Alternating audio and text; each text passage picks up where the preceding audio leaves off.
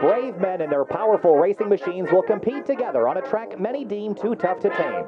We're in picturesque Darlington, South Carolina, at a course as old as the National Association for Stock Car Auto Racing series itself. The fans are at their feet awaiting the thunderous roar of speeding cars with heroes at the wheel. The Fuel Mission 22 Premier Series heads to Darlington Raceway for 182 laps of heart-stopping, breathtaking racing action. It's race number 7 of the season, and we're throwing it back for the first 40 laps. It's Throwback Night in South Carolina, where the Lady in Black shows no mercy. Welcome to Sim TV. My name's Kyle Heyer, joined tonight by Connor Horn as we embark on 182 laps of stock car auto racing here. Connor, welcome to Darlington, the track too tough to tame. Well, thank you so much, Kyle. I'm so happy to be here for this Throwback Night. It's going to be an awesome race from start to finish. There's going to be a lot of slipping and sliding. We're racing in the day where it might be going day to night. It's going to be a lot of racing in the daytime, though. We have a lot of fast hot rods and a lot of beautiful throwback schemes tonight. Qualifying is underway as we head down to the racing course. At the top of the board right now is TYLER HENSLEY, who finds the wall at the exit of turn number 2. His fastest time as of now is 29.02 seconds, lightning quick around this 1.36-mile racing circuit. His car, based on the 1969 Penske Camaro, driven by Mark Donohue. Chad Simpson is in second place as it stands in the number 42 car. Mitch Welker in third in the number 76. Cass Silliman in fourth in the number 6 car. The timing and scoring is available at simtvbroadcasting.com/timing, Connor. But Darlington, we always think about this track as a challenging course because one end is much tighter than the other.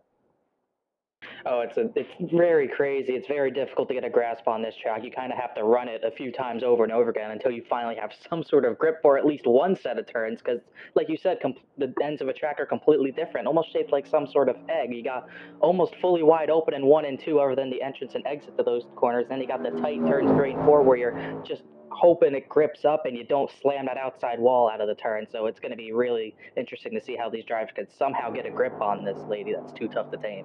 There's Hayden Pastorius in a Casey Kane throwback as he exits the corner and turns 1 and 2 very fast, turns 3 and 4 much slower as they head down the back straightaway at speeds nearing 180 miles an hour.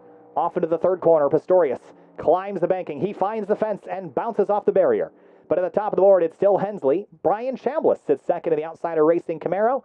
Will Roberts in the number 17 car. He rockets down the back straightaway in an absolutely beautiful chrome Darrell Waltrip throwback. That's a beautiful paint scheme of Old Spice on the hood of that car. He would be coming out of turn number 2 if this was the old format. Remember, the start-finish line used to be on what is now the backstretch, so definitely a lot of changes have gone into where the start-finish line is, but this track has pretty much been the same since it's been existing. I think the last time it was repaved around 2007, but this track's still worn out as ever. Off into turn number 3, Will Roberts flying around the course and needs to beat a 28.9 set now by Shane Terry, and the points leader. He sits atop the scoring pylon towards the end of qualifying here, and across the line Roberts comes. A 29.567 will be good enough only for 16th place. David Kalb back this week, and that is a Bill Elliott throwback this week in the Ford Mustang in the number 11 car. Nick Johnston in the number 28. This is, I believe, a Robbie Gordon throwback, and this is a little bit before my time here in the sport. But looking quite stylish. This is last week's winner from New Hampshire. Then Byron Daly, a multi-time winner this season, still looking as basic as ever with the unsponsored livery that he's been running all season. Yeah, it's still got its own little charm to an unsponsored car, seeing it at the top of the pylon as we see him, a 28.944, easily good enough for pole position over Riley Thompson. That's a nice looking hot rod tonight. And he will go to the top. And other cars on track, RJ Root in the number 29. He comes out of the fourth and final quarter and heads onto the front straightaway. The RPM's climbing in this car across the line. 29.799. That'll be good enough only for 24th. Michael Skinner on track as well, the number 27. No time laid down for him. And this is also a Kasey Kahne throwback. And I remember this. I have a die-cast in 1/64 scale of this car somewhere around. It was one of my favorite paint schemes growing up as a kid. Love that inverted scheme. As qualifying is complete, and it's Nick Johnston that steals the pole away at the last moments at 28.896 for the driver. Of the number 28 car. That's last week's winner. We know how good he is. So now we head down to the racetrack for our pace laps for our 182 laps. Again, if you've just joined us, a throwback broadcast here tonight on Sim TV for the first 40 laps. Then we'll transition back to our modern timing and scoring. If you'd like to follow along on a slightly less annoying ticker, you can do that at simtvbroadcasting.com/timing for the time being. Now we'll head down to the racetrack here, Connor, and the field racked up and stacked up. Tire wear. Tell me about this place. How hard is it on tires, and how much of a concern is driving too hard out early and out of the gate? If you overdrive the tires too hard and maybe even the first 10 to 20 laps, you're going to be on the back foot if you don't get a yellow to get those new tires. It's going to be a struggle if you do not protect that right front tire. Getting into the turns is one thing. If you destroy that right front tire, you're going to be killing it into the outside wall at some point. It's going to be very, very important to keep those tires cool and keep them gripped up for the race if you get a long run. Looking down through the order, dozens of drivers taking to the grid here. And from high above, our blimp is showing us the massive amounts of crowd that have shown up for this amazing race. The racetrack is tighter at one end due to that pond you see at the top left of your screen, a minnow pond by a neighbor that was too stubborn to give up the real estate to build the full track. So they decided to pave it a little bit skinnier at one end, and that is what has created the Darlington Raceway. Curtis Yancey in the number 51. I always thought Curtis's name lended itself to throwback night, kind of a throwback name, if you will. Good-looking number 51 Supra here tonight. The 17 right behind him, and right in front is Joel Holloway in the number 66, another great classic livery. Again, I love the clean lines on these cars here, Connor. They always look really impressive. So does the 4 of Casey Shu. This car is based off of the Blue Angels Fat Albert C130 Hercules. Love that paint scheme, love the idea, love the concept, and love the execution. I just love how about throwback weekend, you can throw it back all the way from somewhere in the 60s and 70s, and you can throw it back all the way to somewhere in maybe the early to mid 2000s. We see a lot of paint schemes from around there, like you were talking about HAYDEN Pastorius with the Kasey Kahne throwback. There's a couple other throwbacks. The 74 of Nick and Delicato throwing it back to, I believe, Kyle Busch's rookie season in 2004, and another Kyle Busch throwback somewhere up in the field. I don't remember what number it is, but a couple of Kyle Busch throwbacks for this race, and they are looking absolutely stunning with some CarQuest numbers. This may be my favorite right here. The clean lines of the 80s and 90s. This is what sort of defined the look of NASCAR, in my opinion, and Travis McQuistion running a beautiful ultimate livery on this number 93 Ford Mustang tonight. He will start towards the tail of the field. Zach Buchanan also out there in a classic Hendrick Motorsports scheme with the Kellogg's on the car. Nick and Delicato we already talked about, and what was Kyle Busch's rookie year in, I believe it was what was then the Busch Series, the number 84 car. And the Gary Weaver right in front, another Lincoln Park scheme. That's a good-looking, clean scheme in its own right. And going through the rest of the field, RILEY Thompson with a throwback-inspired livery on this car. But back up towards the front, it's last week's winner. From winning last week to pole this week, they head through turns 3 and 4, 182 laps from the track too tough to tame. Darlington throwback night for the Fuel Mission 22 Premier Series. You're watching Sim TV, and it's time to go racing from the Lady in Black. 182 laps, about an hour and a half worth of action on your screen tonight. Green flag is in the air, and we're racing from Darlington.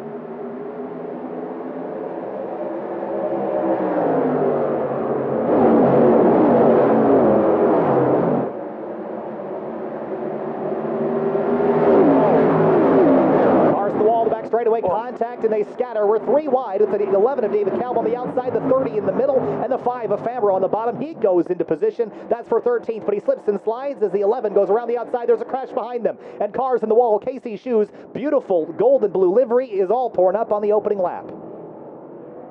Yeah, we kind of saw that coming. There was a lot of 3 wide through the pack, especially in turns 1 and 2. That's where we saw those cars get into a wall, and I believe Kasey Shu just looped it around, unfortunately. I believe the 52 I think that was Josh Robertson also involved. Yeah, here's Mike Hurley in the number 32. That is a Red Bull Racing livery. Let's go back and find where it all started. The 74 of Indelicato has already spun around, but the crash happens up here. The 52 of Robertson makes contact with the 4. They get together. The 4 spins sideways, turns down the racetrack, and right up in front of Joel Holloway, who gets packed in from behind by the number, I think that's the 27 car, and there goes the 32 on through. That was Mike Skinner that couldn't quite get slowed down in time, and no harm, no foul there, Connor. I just think just too early and too many cars and too small of a spot. And that's a danger of this track. We see it time and time again. You kind of have to pretty much get single filed out before you even get into turn number 1. There's just no room for too wide into turns number 1 and out of turn number 2. It's a very tight set of corners, and it really having trouble navigating them, and they had trouble in the turn 3 as well.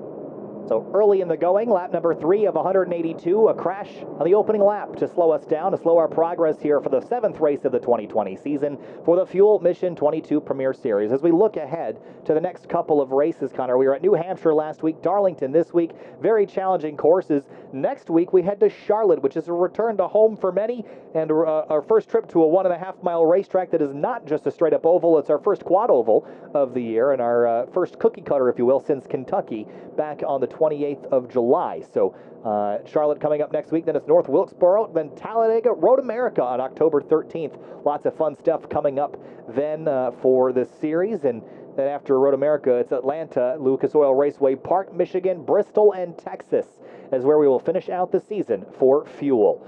Looking back deeper in the field, Josh Robertson was one of the drivers that was involved in that first touch and contact. Don't really see, there's a slight scrape on the left front, but he should be fine. Yeah, he actually did a good job not getting more damage out of that. I believe he was the one that Casey Shue ran up into.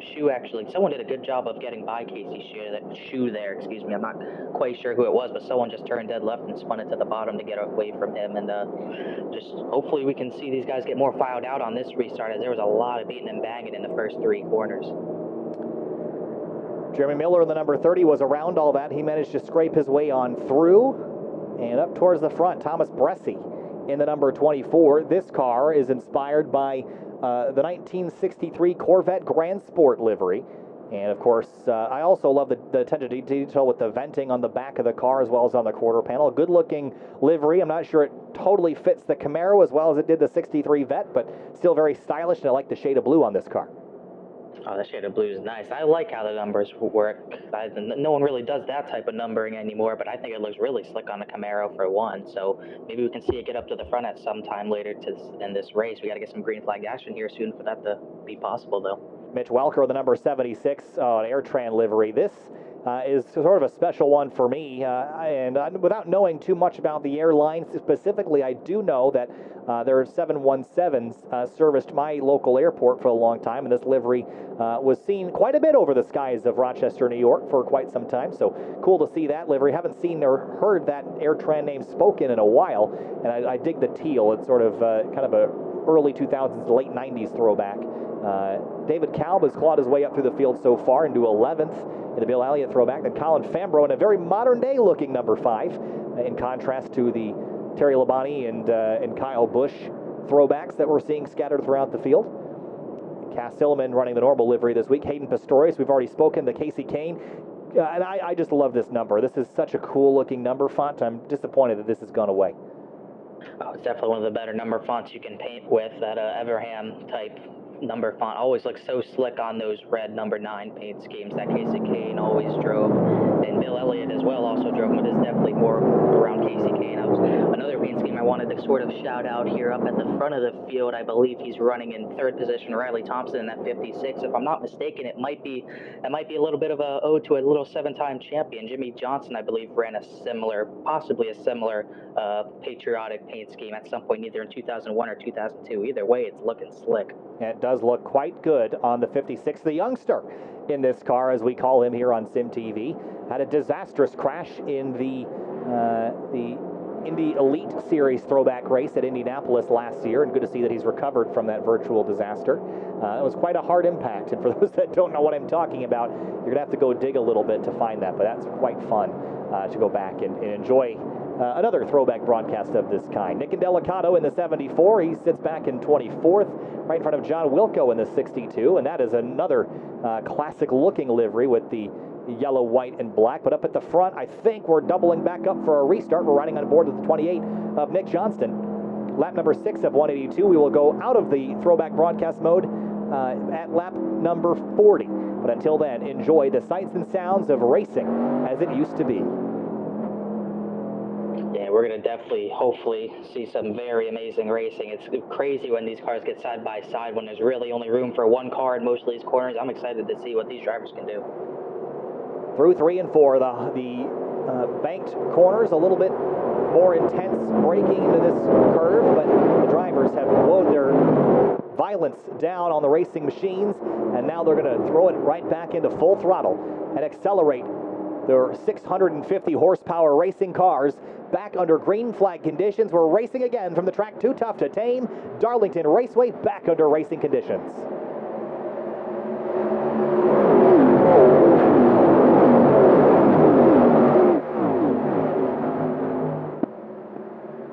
Onto the back straightaway now. Johnston free and clear behind them, side by side with the 76 of Welker. David Kalb there as well. And here comes Fambro up the outside, unable to go anywhere. Behind them, Cass Silliman, Hayden Pastorius, Gary Weaver up into 15th. And Gary Weaver going all around the outside of Michael Stroll in the bit of an Earnhardt throwback way back in the past to, I believe that was Dale Earnhardt Sr.'s father. I believe Ralph Earnhardt is always running that Penske, but it still looks great as ever in this throwback week. Oh, big scare for a moment for the 93 of Travis McQuistion. Contact from Buchanan sent him into a huge slide. He hangs on. Curtis Yancey sideways at a turn number 2. He collects it and continues. RJ Root jumps on the binders to miss it. So does the 30 of Jeremy Miller. Great avoidance there as we head through 3 and 4. And that 51 machine, Curtis Yancey, with that beautiful livery, just not really getting on the power. He's stuck on the bottom line, which is where you do not want to be in turns 3 and 4. And he's finally going to find a hole to get behind Jeremy Miller in that 30 machine. Contact in the wall. The 29 of RJ Root has found it. The 30 dives to the inside to try to retain the position. He slots his way on through. The 29 crosses over, The 51 of Yancey has to jump on the brakes to miss him. Up at the front, Johnston feeling the pressure from Byron Daly and points leader Shane Terrier. Shane Terrier, not as many wins as maybe the 2 in front of him, but he has been Mr. Consistency this season. He has been all over the place, right in the mix every single week, week in and week out. He is up there fighting for those points, and it is no different tonight. Nose to tail as they exit turn number 2. Now down the back straight, they rocket. The bravery of these men overcoming the fear as they head into turn 3. Now climbing the banking. 1, 2, 3, and all the way back to about 11th spot where Kalb sits. It is a tight grouping of these race cars as they head back onto the front stretch to complete the 10th lap. And this is what can happen here at Darlington. There's a lot of times where the leader, or maybe someone just leading a line of cars, is just trying to save his tires, like Nick Johnston might be right now. And obviously no one's going to go for the pass on the bottom line because it just means you're going backwards. So we're seeing this outside line at the front start to stack up a lot. A bit of a breakaway here for the top dozen or so cars. Behind them, there's Zach Buchanan to the inside of Josh Robertson. They touch, and Robertson slams the wall. He bounces off hard as the 40 car goes on through, and the 52 car continues to scrape the wall at the exit of turn 4, but big contact and big damage for the driver of the orange and blue 52 car. Yeah, Robertson might have just gotten a little bit loose after the contact, and he's going to get a bit more contact from that 32 machine of Mike Hurley. Hurley running a Red Bull throwback, a little bit of contact in the turn number 1, and Hurley's into the wall again. And this time they collect the 51 of Curtis Yancey, and the caution flag has returned to Darlington. And more trouble as they collect themselves on the back straightaway. Curtis Yancey involved. The 32 of Mike Hurley. And I have to imagine that this was a bit deeper than we saw. Let's go back a little farther. There's the 32 already sideways as he comes out of turn 2. I think this is where this begins. Is at the exit of the corner. I think he's going to clip this wall and bounce off right here, Connor. Yeah, and there's just nowhere for that 51 machine to go. Almost get some air off the wall there, and that was a really good job of Josh Robertson right there to even get by that after his problems. And both these drivers, good job getting on the binders, keeping out of that inside wall. And big contact for the 32, slams the 51, sends him sideways. I think, as we go back live, the number 2 car, this is now easily my favorite livery out there. Look at how gorgeous this paint scheme is. I believe, if I don't want to get it wrong, I believe it's a bit of a Bobby Allison throwback, if I'm not mistaken. I do apologize if that is wrong, but it's definitely, no matter who's driving it, it's one of the better throwbacks you can do, and it's looking absolutely sporty on that Mustang. Oh man, this has got to be my all-time favorite throwback I have seen here on Sim TV, with the gold lettering, or the gold livery with the kind of tan wheels to go with it. A classic look, and very much appreciated that Calvin is running such a nice looking paint, and big props if he was the one that painted that. The spec mapping, as the kids call it these days, Connor, gorgeous on this vehicle, and I wish him the best here in this race tonight as he tries to move forward from his 25th starting position. Yeah, we'll see what kind of damage he can do in that machine. That's going to be a really fast car, maybe hopefully someone to look for, maybe getting into a top 10 at some point later in this race. You just got to stay out a lot of the trouble that we've been seeing. We're seeing a lot of trouble, not surprising to me, a lot of the trouble has been getting out of these turns and getting into these turns. Not a lot of carnage going in the middle of these corners, just getting in and out of these turns is just so treacherous. Cars peeling off for the pit lane, including the 77 of Rich Jett, Mike Hurley, and more. Filarski will also peel off and head to the pit lane. Johnston up at the front as we come on through. Will be 2 laps to green this time by.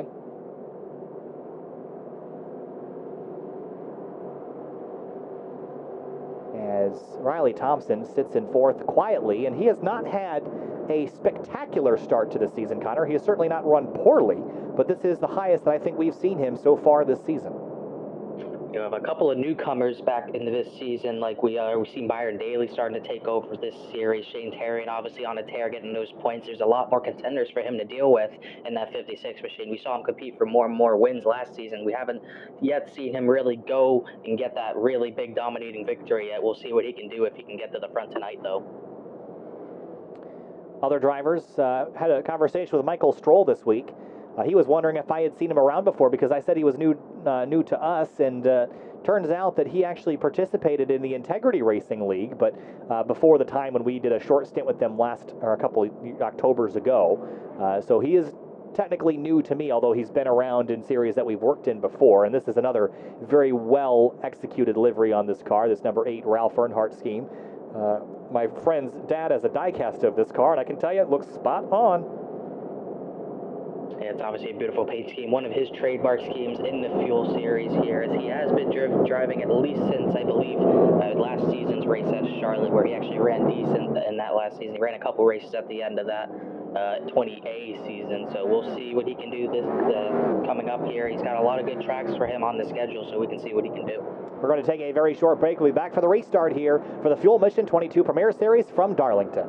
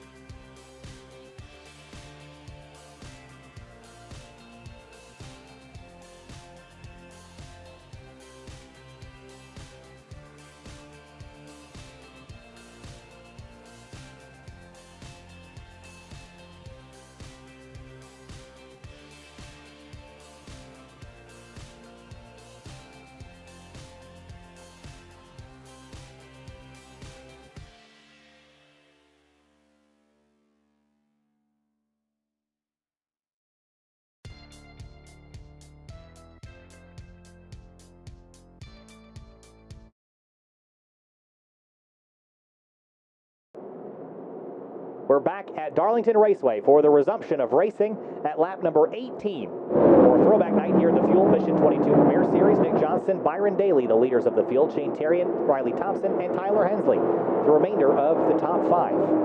We will return to green flag racing after our second caution of the night, involving the 32 and 51 as they collided on the back straightaway. And some heavy damage to the 32 car has left him on the lead lap, but all the way back in 25th position. The field double filed back up as they exit turn number 4 and approach the green flag to the starter. And the Thundering Racing machines will once again be under power, and away we go. Green flag racing back in the air from Darlington.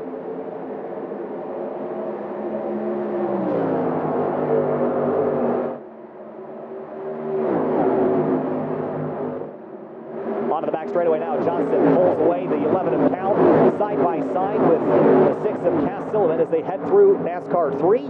And the 06 dives to the inside. This is a battle for the race lead as they come through 3 and 4. That 06 wants to go right now. It's going to be really tough to pull off that move on the inside, especially in turns 3 and 4. His best bet was to stay on the inside into turn number 1, but he does not have the positioning in the 28. Stay strong. Into turn number 1, there's the 2 of Calvin Filarski. We mentioned him under the caution flag sequence. There he is, chasing the 10 of David Mott Jr. as he comes out of turn number 2 and onto the back straightaway. Behind him, the 29 of RJ Root, but for the race lead, Daly continues to put pressure on the leader. Behind him, Riley Thompson remains in 3rd. He's up there as well. And Shane Terrian just sitting back there, just biding his time, as well as Thomas Bressy. Really not really nowhere for these guys to go. They don't want to go to the inside line because they'll go from in the top 5 to outside the top 10. It is very risky to go for a pass when you're so stacked up like this. Thomas Bressy behind in that 1963 Corvette Grand Sport livery. His teammate behind him. And again, we mentioned that this car is the 1969 Penske Camaro driven by Mark Donohue. Good-looking livery on that car as well as they head out of turn 4. Chad Simpson, Robert Kenny, and Mitch Welker, Brian Chambliss rounding out the rest of the top 10. Brian Chambliss, he's had a couple of decent runs, at least a few so far this season. Really picked up his pace since couple of races that I saw him drive, so he's really trying to get something going, getting on a bit of a roll here, running solidly inside the top 10 for now.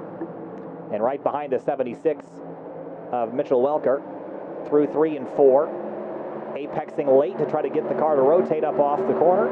Will Roberts in the 17, another really nice looking car with the chrome chasing Jeremy Miller. That would be for 19th spot. Miller, not exactly a throwback on Miller's car, but a nice sort of classic looking Valvoline scheme that he's known for on iRacing's service here, as he's getting chased by that nice chrome machine, as you were talking about, just outside the top 20. Miller known for his super speedway racing, but definitely not one of these tracks in these newfangled Xfinity cars, so we'll see what he can do on a track that you kind of have to really drive here. A bit of a battle going on here for 16th place. There's Michael Stroll to the inside, gets the nose up underneath the 0-1. Weaver runs wide. Stroll fires up the throttle to get side by side with him at corner exit, but has to back out, cannot maintain it. Oh, in the wall goes the 0-1. He's made heavy contact to the inside. McQuistion dives for the apron. He's way down there to turn 3. 3 wide for a moment. He backs out. Can't make it happen. McQuiston all the way on the apron. It's not very usable in the turn number 3. He's actually going to get the 30 to oh, they touch. Big contact there for the 93 and 30 car. Oh, and look at these guys coming to the inside, the 27 and the 74. Michael Skinner, Nick and Delicato taking evasive action and picking up 2 positions in the process, as the 30 and 93 are still battling together. Wow, what a pass there for the 74 and 27. They come out of turn number 2, and they are very angry with each other. Behind them, contact for RJ Root, but I think the 93 and 30 car are very far from friends right now, as you see the 27 and 74 racing side by side now. Yeah, and they're racing very tight. The 27 trying to keep it on the bottom in contact. Then he's going to go around. The 27 Skinner spins back into traffic. The caution flag waves, and he will straighten back out. Michael Skinner gets the short end of the stick and all that. That was very close. Very lucky for a lot of these drivers that they weren't also involved in this one, spinning right in front of the pack, but everyone missed them. Great job by these field of drivers. Let's go back and look. The 27 was chasing the 74. And gets to the inside here, and I think just watches up out of the 4th and final corner, and just cannot hang on to it as they made contact.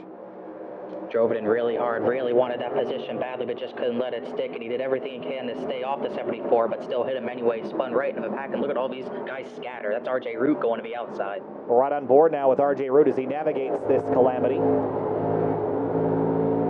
He also found the wall at the exit of 4 and just squeezes between the 27 and the concrete. And Really good job for that being only a one-car incident. Meanwhile, at the front of the pack, back to Nick Johnston, Byron Daly, and the leaders are coming to pit road. Not all of them, however. RILEY Thompson's going to be the first one to stay out, and actually Byron Daly also stayed out as well.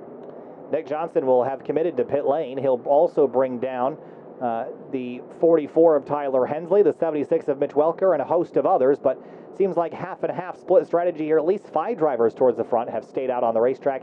Daly, Thompson, Terry, and Bressy, and Kenny. You can add Pastorius to that list as well. Yeah, definitely some mixed strategy here. The tire's about 25 laps old. With the green flags laps that we've had, probably around closer to maybe 15-ish laps on those tires. So we'll see how new tires help here. I don't think you really want to be in any sort of traffic. I think it would have been better for that 28 to stay out there and keep his track position, but we'll just have to see. You just never know. Well, onto the back straightaway, the field will roll. The track position seems like the advantage taken by at least 8 of the front runners, all the way back to Stroll. A handful of drivers in behind. Will Roberts will stay out. He'll pick up 10th spot in the number 17 Darrell Waltrip inspired throwback. There's Casey Shue. He was involved in the first caution of the night. The rear end of that car removed and destroyed, but otherwise in pretty good shape. Who knows? It might be better for aerodynamics. We just don't know. Everything else on that car looks all right, so he might be fine to at least get some decent speed. Curtis Yancey right behind him. I believe he was involved, he was involved in, I believe, the second caution. His car still looks decent. He gets up there, gets some track position. Mike Hurley in that Red Bull-inspired number 32 machine also up there trying to get some track position as well. Nick Johnston will cycle to be about 14th place.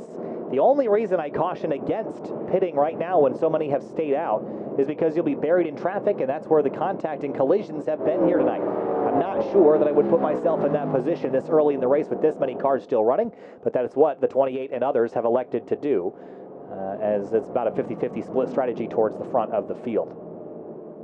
Yeah, and I saw Byron Daly. He actually was following Nick Johnston below that orange cone that you have to get to enter pit road safely, and he did go under that, but Byron Daly I think he really wanted to do the opposite of what Nick Johnston did, and he darted back right to take the race lead. I don't think he really wanted to be in all that traffic there, so I'm going to be interested to see here how Nick Johnston gets back through the field. And it might be worth it to have tires, but I just think it's so difficult to pass here that even with the tires on the car, you're still going to get trapped and use up all the good in the tires before you can really take advantage of them. So coming out of turn number 4 now, the pace truck, led by a Chevrolet Silverado, will take us around once again. It has been a relatively slow start. 3 cautions in the first 30 laps of this race here tonight for the Fuel Mission 22 Premier Series. Again, you're watching on Sim TV. If you would want to watch live timing and scoring, we're not going to remain in the throwback mode for too much longer here. We'll head back to our normal overlays software here in just a few moments. But if you would like to watch live timing and scoring, you can do so at simtvbroadcasting.com/timing. That will get you where you want to go.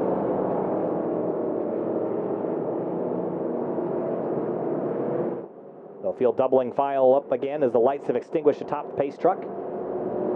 And all the drivers that are running on the racetrack are on the lead lap, the last of which is Josh Robertson in the number 52. Everyone else is on the lead lap as well. The only driver not is Zach Passon, who did not take the green flag here tonight.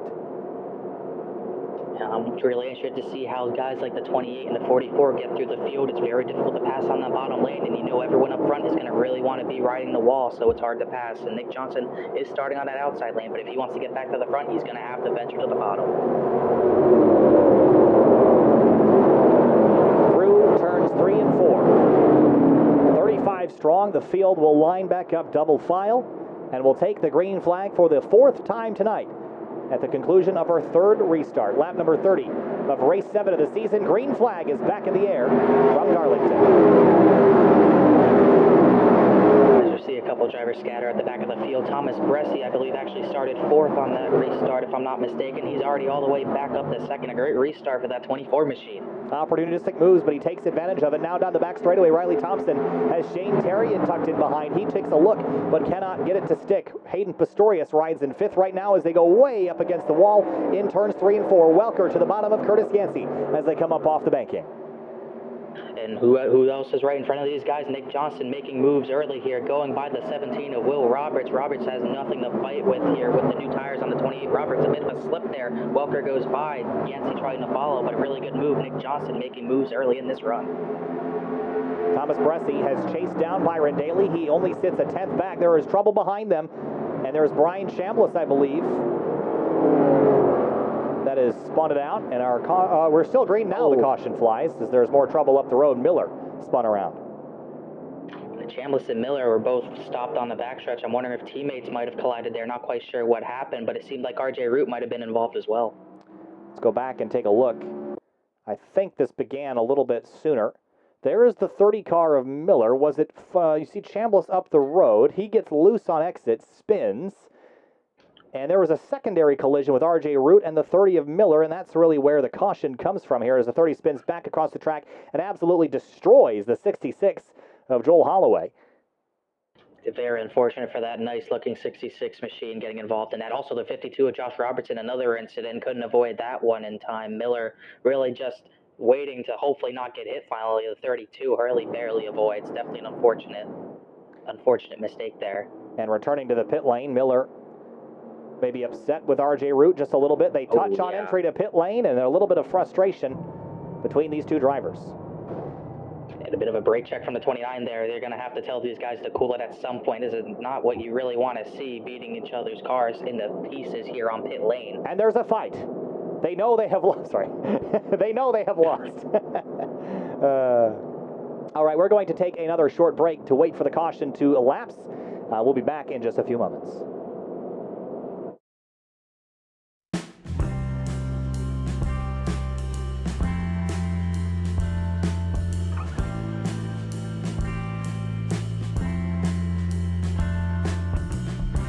For those who competed decades ago, speeding down highways, through towns, country roads.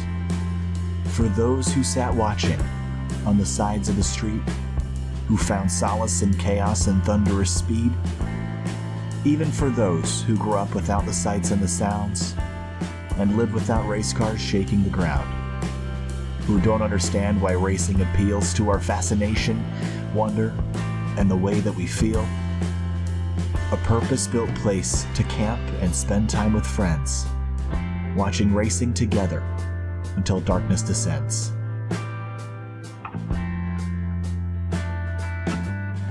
Though no longer do the streets rumble and roar, there's a place just for this, a park to explore.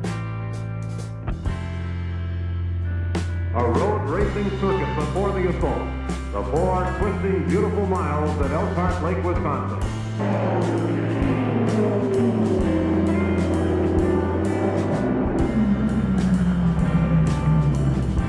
For 6 brutal, ear-shattering hours, its serenity will be violated by the raw power of screaming racing machines. It's the famed end-of-season endurance classic, the Road America 500. The specially constructed race circuit at Elkhart Lake at normal speed is a scenic 4-mile drive through fall-tinted Wisconsin countryside.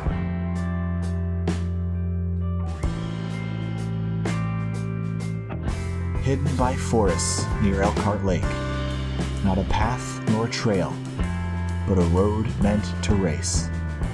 In a town too quiet, the refuge we seek, Road America, the racetrack, the National Park of Speed.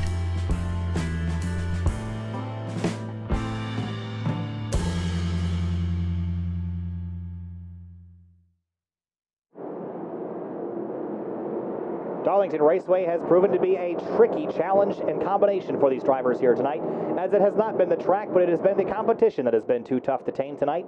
Several contacts have brought out our 4th caution in 35 laps, a number which is probably a bit too high on average. The impatience growing in the garage area as drivers begin to be frustrated with each other.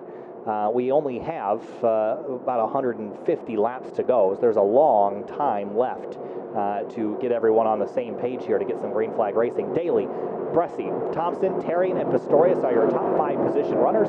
Then Kenny, Stroll, Silliman, Johnson, and Indelicato, the rest of your top 10. For Johnston, the new tires might have paid off in the short term. We'll see how they fare on a longer green flag run. the pace truck. Going to make the hard left-hand turn off the banking and on to the pit lane. And there are now 34 drivers left running in the race. 2 of them, RJ Root and Joel Holloway, 1 lap down, everyone else on the lead lap. Green flag back again, and we're racing from Darlington. Interesting thing to note here, the leader, Byron Daly, it's the first time, I believe, on a restart that the leader took the inside. He saw that 24 Bressi went 4th to 2nd because he was behind the leader. I don't think he wanted that happening again, as Bressi's got a charge for the lead. Down the back straightaway now, a little bit of shuffling side by side. There is the 74 of Nick Delicato and the 76 of Mitch Welker. Welker goes through to 10th, moving in Delicato back to 11th. In front of them, Johnston vying for position for a top 8 spot now as he squeezes to the outside of Michael Stroll. Just inches available there. Yeah, nothing to work with there. Really no room for any of that to happen, but they made it work somehow. The 76 Rover trying to take a peek to that 8 machine of Stroll. Nothing doing, though, as we see Nick Johnston in front of them. He's out to the 8th position now, trying to get another one from CASEY. Trouble behind them, a car on the wall hard. I believe it was the 01 of Gary Weaver. He pounded the wall at the exit of turn 2, but he will retain control. There is CASEY LAKATOS. We have not seen this car all night long. A number 20 or a 23rd place car with a throwback SimTV livery on it. And he actually did not start the race immediately. He was actually a lap down at one point, got a lucky dog, and he's getting his way through the field up to 23rd at the moment and charging fast. Coming up on these guys, Michael Skinner all over the back bumper of that 2 machine. Here is the 40 of Zach Buchanan chasing down Colin Fambro, the 51 of Curtis Yancey, and the 11 of David Kalb. Through 3 and 4 now. The 51 runs a tad wide. The 5 car takes advantage. He heads to the bottom of the racetrack. And we'll see if Fambro gets any sort of slide from that 51 machine. Yancey going to drive him hard into turn 1. That's barely ever going to work side by side into turn number 1, but it does so far. Yancey not giving any room yet. Buchanan has nowhere to go, and they're still side by side. Down the back straightaway now, Buchanan trying to find a way around. He's got David Mott Jr. behind him into turn number 3. The 51 slows, and a big slide by the 5 of Fambro. It's going to stack everybody up coming onto the front straight. David Mott heads to the inside lane. Calvin Filarski with a head of steam. Where does he go, right or left? He's got nowhere to go right now. I believe Yancey just barely got into the back bumper of Fambro as David Mott Jr. is going to actually lift there into turn 1. Really stacks up Filarski, Lakato's shoe, and others. A huge stack up here in the mid-pack, and they're just trying to sort it out. Now down the back straightaway, a couple green flag laps under the belt. Behind him, the 93 McQuistion dives to the inside of the 4 of Casey Shue and the 27 of Skinner. He's got the 25 of Chambliss right up tucked into the rear spoiler of his racing machine. And through turn 4, they come onto the front straightaway again. Chambliss looks left but can't get anywhere. Mitch Welker, Pastorius, they were side by side. Now CASEY is through to 9th. As McQuiston is just trying to hold it in there with Michael Skinner. Skinner with a lot of, not much room to work with, but he's going to be able to keep that position for McQuiston. Chambliss got a big run back there trying to get another spot. And meanwhile, David Mott Jr. holding strong out at inside, trying to get some sort of run, trying to maybe slide up right in front of Yancey. Yancey has to let him go. Calvin Filarski tucked in 20th. Here comes Lakatos with a big run to the inside. And then pretty much Lakatos has got the move done. Filarski has nothing to do. His only option really just to lift and let that 50 machine go, and he's going to have a shot at the 51 now. Down the back straightaway, speeds climbing over 160 miles an hour before they head into turn 3 and jump on the binders to slow their racing machines back down to a much slower pace. Meanwhile, up at the front of the pack, we see the leaders right now. Byron Daly still under attack from Thomas Bressi, but look at that nice black and orange machine that's crept up with those 4 fresh tires. Nick Johnston is on the charge. Oh, Thomas Bressi got the wall in the middle of 1 and 2 and puts that 63 Corvette Stingray paint scheme into the wall pretty hard on the right side. No other damage, it looks like. He'll continue, but now with pressure from behind from Nick Johnston, the pole sitter, and last week's winner from New Hampshire. Johnson just was too much more grip, going to pull it right to the inside with the run off of turn number 4. I think Bressi's only option is just let him go and run behind Johnston here as he's going to let him go, lift right there. Johnston on a charge. And he's through to 2nd. We'll keep an eye on the race lead. Behind him, here's a Nick Delicato. He's in the wall as the 44 of Hensley, the 8 of Stroll, all taking a look, looking to take advantage. The 44 slides at the exit of turn number 2. They're going to have to go 3 wide with the 0-1 on the apron. They touch down the backstretch. The 74 hits the barrier. As these guys are side by side, Nick Johnston had no challenge from the 06 of Byron Daly. Put the 28 Robbie Gordon throwback. That's a Ford Mustang, I believe. Put that 28 machine to the front. So Johnston retakes the lead as the battle continues behind them for many positions on the track, including 410th spot. Hensley has it now in the Mark Donahue 69 Camaro.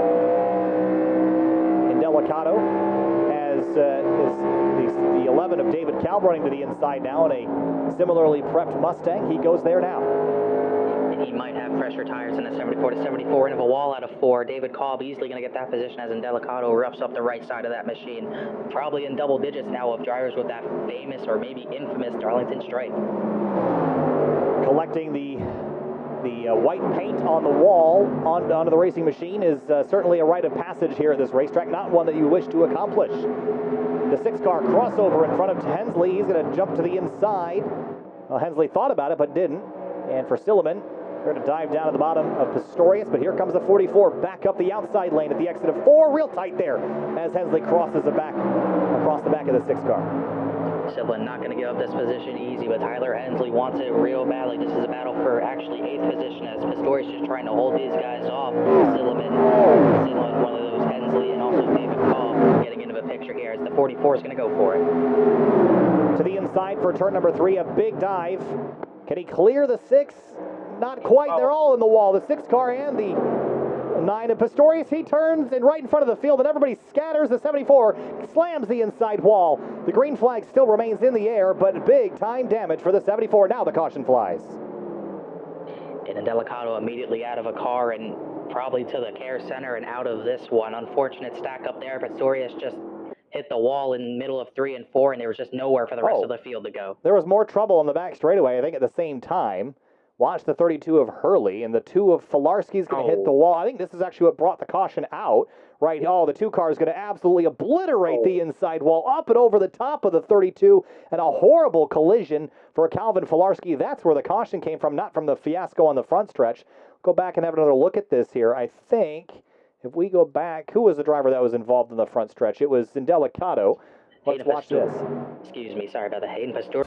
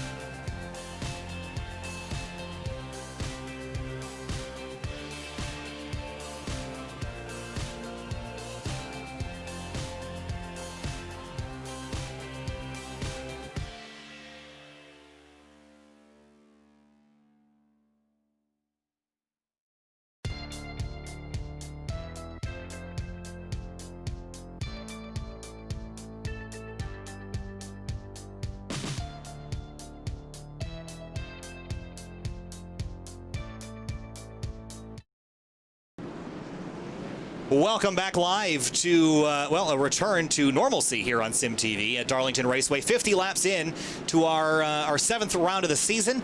It's been a little bit messy tonight here, Connor, not going to lie. There's been some issues and some contact, but we've got a little bit longer of a green flag run in. But now with our caution out for the, what is this, 4th or 5th time today, Chad Simpson is the leader as we've had pit stops on the racetrack. Definitely had a lot more people taking tires this round. They saw the 28. We thought it was very hard to pass the 28. Nick Johnston made it look absolutely easy. He was the race lead, and I believe no less, maybe somewhere around 10 green flag laps. So he was able to make quick work with those tires. But we see a couple other drivers trying to get some strategy going here. Chad Simpson, Casey Lakatos, and David Mott Jr., as well as Brian Chambliss and Gary Weaver, who's actually lapped down. Weaver's a lap down, but these 4, Chambliss, Mott Jr., Lakatos, and Chad Simpson, trying to get some strategy going, getting some track position here.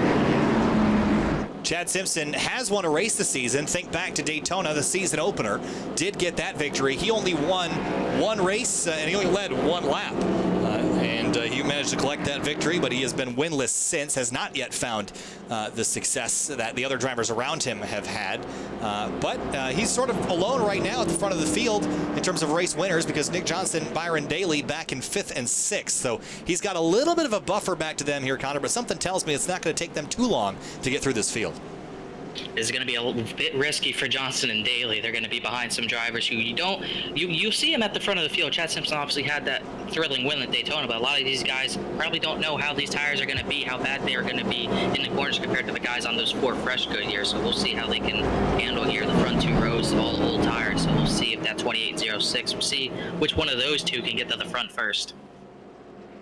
So Nick Johnston so far, he has led 30 laps of the 52 that we've completed. Byron Daly has led 18.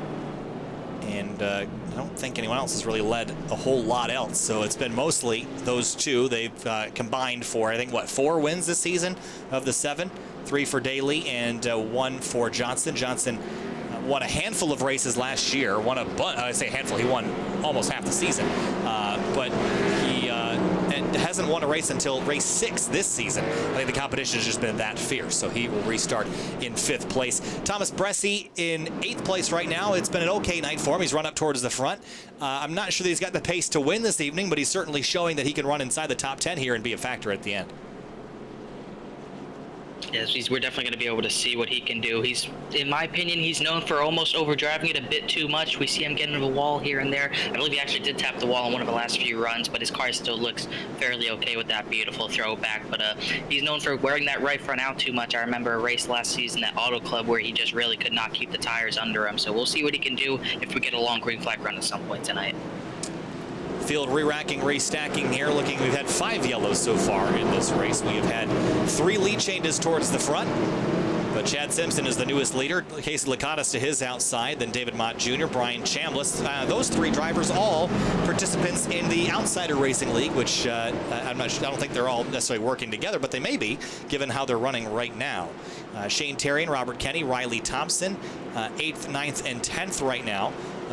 Tyler Hensley's back at 11th. Mitch Welker, Zach Buchanan, a couple Project 2 drivers. They are 12th and 13th, kind of kitty corner to each other at the moment, as we prepare for our 6th restart of the night. I'm interested to see that 06 is going to be on the inside. It's kind of restarting in that 5th position. We'll see if he has the benefit of getting by these guys on old tires before Nick Johnston can. Re-racked and restacked, still a very long way to go tonight as we approach our next restart. Simpson on the inside, Lakatos on the outside, and green flag back in the air from Darlington. Byron Daly, I thought he'd have the advantage there, but he just did not get going on that restart, and he's going to have a big gap to get back to that rear bumper of Nick Johnston, who's already getting by the 10 of David Mott Jr. Restarts are always really tense here with so many cars this close together. Straight away and big scatter at the exit of the corner. David Mott Jr. in the center of it all. And he got into the 28. He got into the left rear of Johnston. So Johnston, he had all that progress made on the 06, and now it's all gone. Now he's the one trying to get back to the front of the pack there. And for the race lead, Lakatos has a run on Simpson to the inside. Can he take the lead away? Chambliss in behind as they head through turn number 1. Oh, and the 42 Simpson hard into the wall. The 06, the 83, they're all going to go by Chad Simpson back to 5th as Johnston's going to try to get by him now, but a huge hit for 42. Massive crash in the background. I think it was the 51 that absolutely pounded the wall. He slams the concrete, heads back across the racetrack, and I think he might have got the inside as well. Lakatos is no, he's not around. Lakatos saved it, got a bump from the 25. Chambliss got into the rear bumper of the 50 here, and here comes Nick Johnston. Is he going to go 3? Oh, he's going to go 3, down into turn 1, then backs out, thinks better of it. Wild racing towards the front. Daly has it. Terrian wants it. He's going to grab 2nd from Lakatos. Now Lakatos hangs on to keep the 28 of Johnston. And behind him now as they head down the backstretch. 4 cars, and that time it was the 40 of Buchanan almost tagging the concrete. All these guys just driving crazy right now. Mott Jr. way off the pace. David Mott Jr. is actually coming to pit road. Might be a penalty, not quite sure, but a lot of crazy action here on this restart. Everyone's sensing maybe that it's time to go. Maybe this is the long run that they're going to get, that they have to get to the front right now. A lot of crazy action here. Oh, here's a pass for position. There's the 44 of Hensley and the 42 of Chad Simpson, who just got eaten alive on that restart after the slip up that he had in 3 and 4. And he drops now down to 14th place. Hayden Pastorius looks left on corner exit. He'll drag race him down the backstretch. Looking at a lot of these cars, it's looking like a short track like Martinsville or Bristol. A lot of these cars already completely beaten, banged up. Skinner's got the front end damage. Pastorius got killed in the rear on the last caution before this. Casey Shue doesn't even have a rear bumper. Chad Simpson killed that outside wall. A lot of carnage here so far. Shane Terrian right behind Byron Daly. This is for the race lead. And we'll see the 83 really going to have nothing to fight with. At 06. Well, actually, excuse me, the 83 actually caught him. Trouble, Riley Thompson in the wall in the backstretch. He's going to save it. Chambliss is going to get ran over. Chambliss and the 9 Pastorius goes around. He's going to come up in front of the field. RILEY THOMPSON also.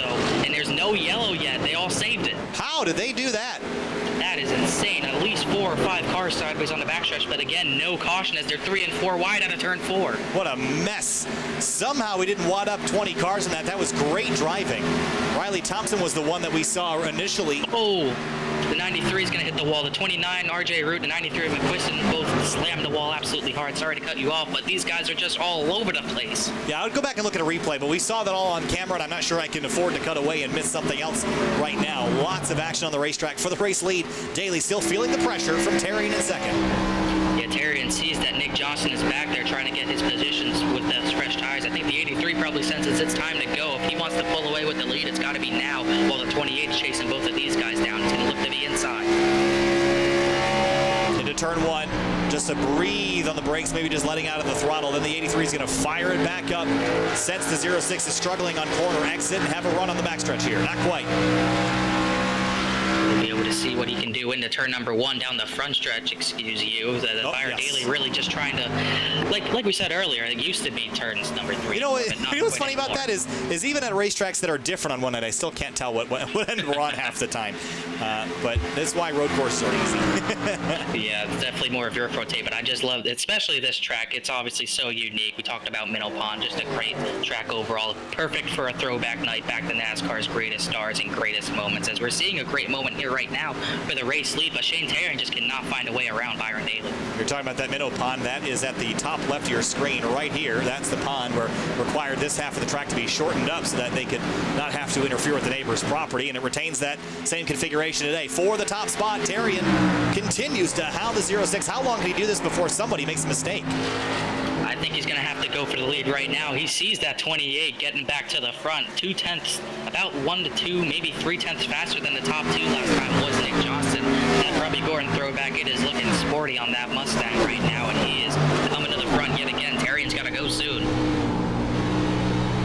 And he's feeling that pressure and continues to drive all over the rear bumper of that race leader. Behind them, there was some more passing. David Kalb now having a look at Buchanan. They're going to run side by side. Buchanan slips up. He might have scraped the wall here as Hensley goes by. He definitely scraped the wall. Could have been much worse, though. He loses positions, but he keeps a race car under him for now, as we see. A lot of action has cooled down a little bit as everyone's gotten really spread out. I believe about the top 13 spread out by 10 seconds. So a lot of these guys, because of all the chaos down the backstretch and down the front stretch, a lot of these guys have gotten really spread out. Here's Michael Stroll side by side down the front straightaway to the inside of McQuiston. This is for 18th place. You'd think it'd be for the lead. The 8 car down on the apron and through in front of the 93 McQuiston.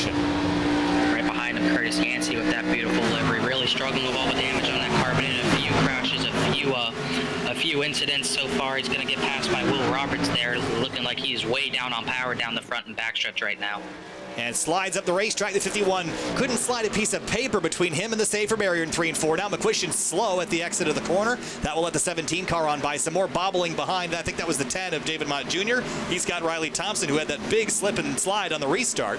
He's all the way back to 23rd. For the top spot, though, 1, 2, 3, Daly, Tarian, and Johnson. If you remember here a couple seasons ago, there was a lot of drama in the closing laps involving Nick Johnston. I think he was the one getting turned around. I can't remember. It's been a while now. But I remember a 3-car battle happening here, and it didn't work out great for the 3 at the front. And it might go either way right now. The 28 definitely faster than the 2 ahead of him, but it is so hard to pass, especially since the 83 couldn't find a way past Byron Daly. You know he is likely not going to give up that top lane, so Nick Johnston's going to have to pull something out of his bag of tricks here to get P2 and then P1 away. And not too far behind is Thomas Bressy. He's a little slower than the front 3 right now, but as they continue to battle, it'll bring that 4th and 5th place car into the fight. Michael Skinner, he's real slow entering turn 3. He's had big contact with the wall or something. My goodness, what has his car hit?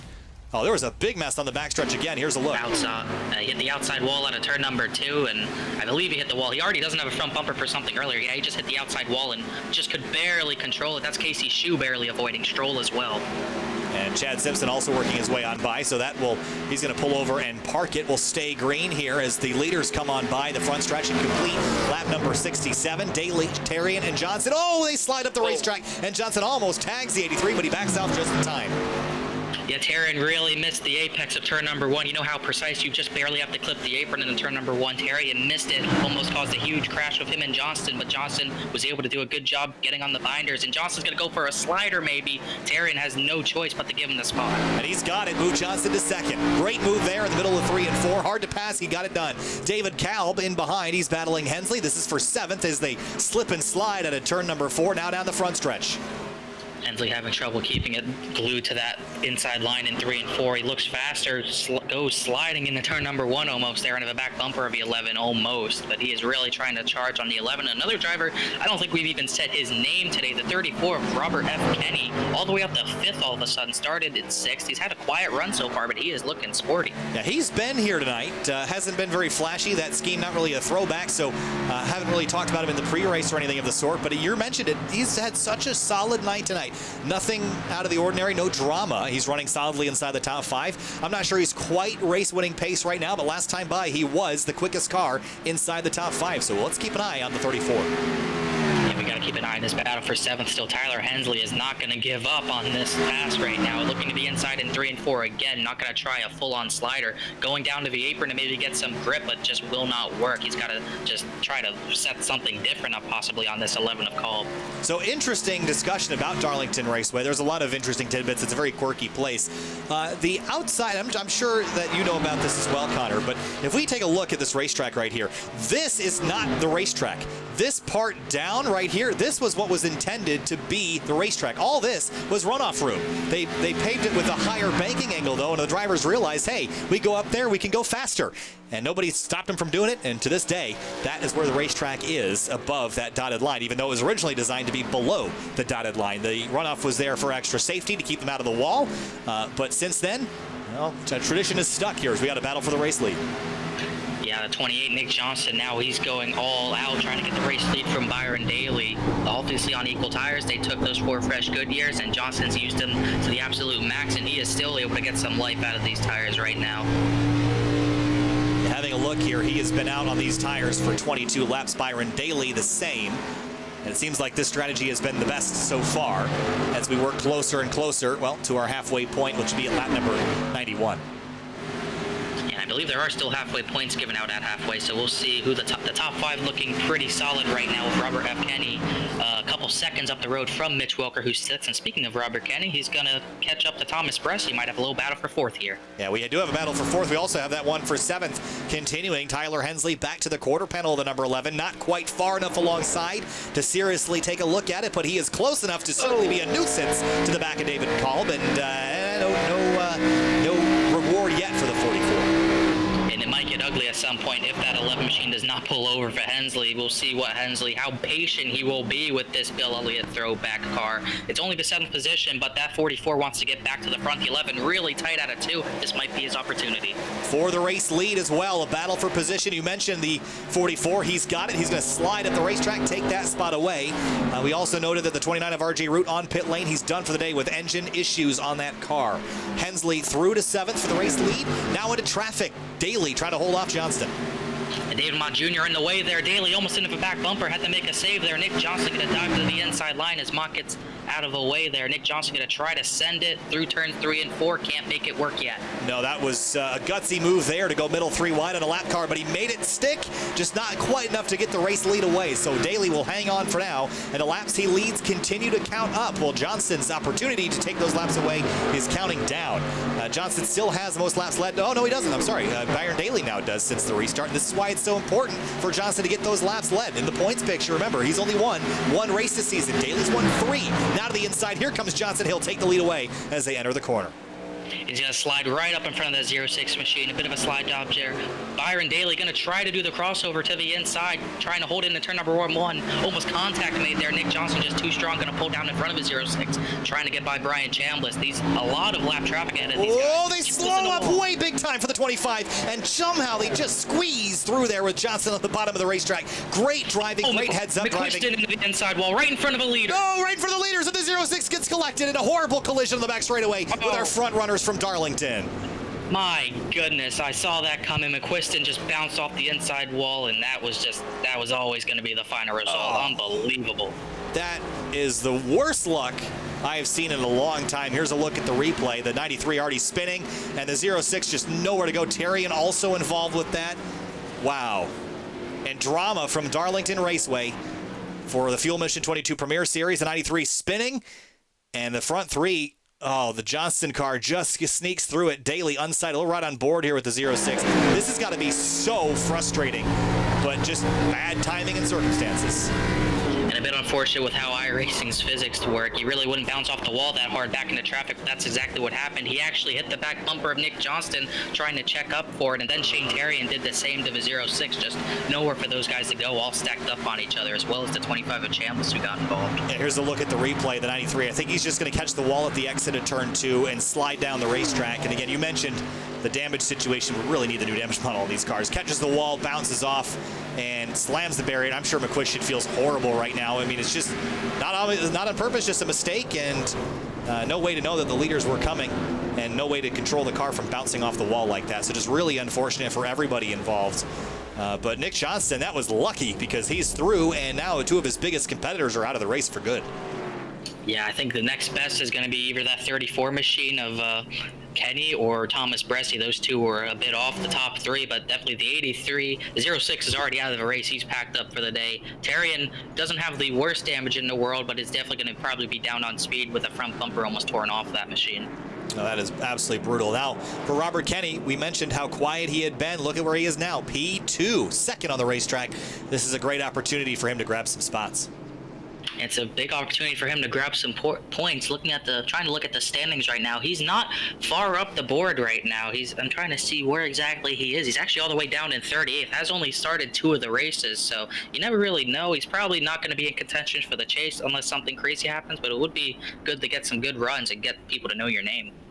Well, we're familiar with him from, I believe it was all the way back in the Hardline Cup Series is when he ran. He was good back then, and he's good here. It's just been a while since we've seen him around, so good to see him back and in contention. Mitch Welker up into 4th place in the Airtran Toyota Supra. He's having a pretty solid day. The 40 of Zach Buchanan has found himself. Where is he in this field? He always quietly runs somewhere, and he's right now in 19th spot as he rolls off pit lane. Just a little bit of right side damage on that car, nothing major. Has been really skirting with the wall a lot of these times. Actually, Pastorius is going to go by him. Don't know if he got speedy or not, but either way, he is somewhere near the back. Actually, at the tail end of a lead lap, I was right before that wreck happened with McQuiston. I was talking about those leaders were really getting in the lap traffic. There was at least 4 or 5 cars directly in front of Byron Daly and Nick Johnston that they were going to have to deal with, and I'm wondering if those trying to navigate, focusing on the lap cars and around them might have contributed to that. Well, if you look at the bottom of the ticker, there's a lot of drivers listed as out or laps down, which is really interesting because not too far or not too long ago, we had everybody but 1 car on the lead lap. Now it seems like we've lost about half the field to collisions and damage. So that number has picked up relatively quickly as we approach 100 laps to go. Some race information at the top right of your screen. Darlington Raceway, one of the oldest tracks in NASCAR history, constructed in 1950, only a couple of years after the formation of the National Association for Stock Car Auto Racing. Darlington, South Carolina, population 6,200, one of the larger populations of these racetrack towns, as I always try to incorporate that information. And moving on now to the racetrack itself, 4 turns, obviously, 1.366 miles. Banking is 23 to 25 degrees, depending on which set of corners you are looking at. And of course, we talked about the minnow pond, and the neighbor owned and forced the track to be constructed into an egg shape, and that is where it continues to stand today. So as we sit here on our 6th caution of the day, as you're watching Sim TV, make sure to hit subscribe if you're brand new here. And join us again for the rest of the Fuel Mission 22 Premier Series season. We've got a lot of racing coming up for you. Scars Porsche Super Cup. How about that Thursday night? That'll be a fun one.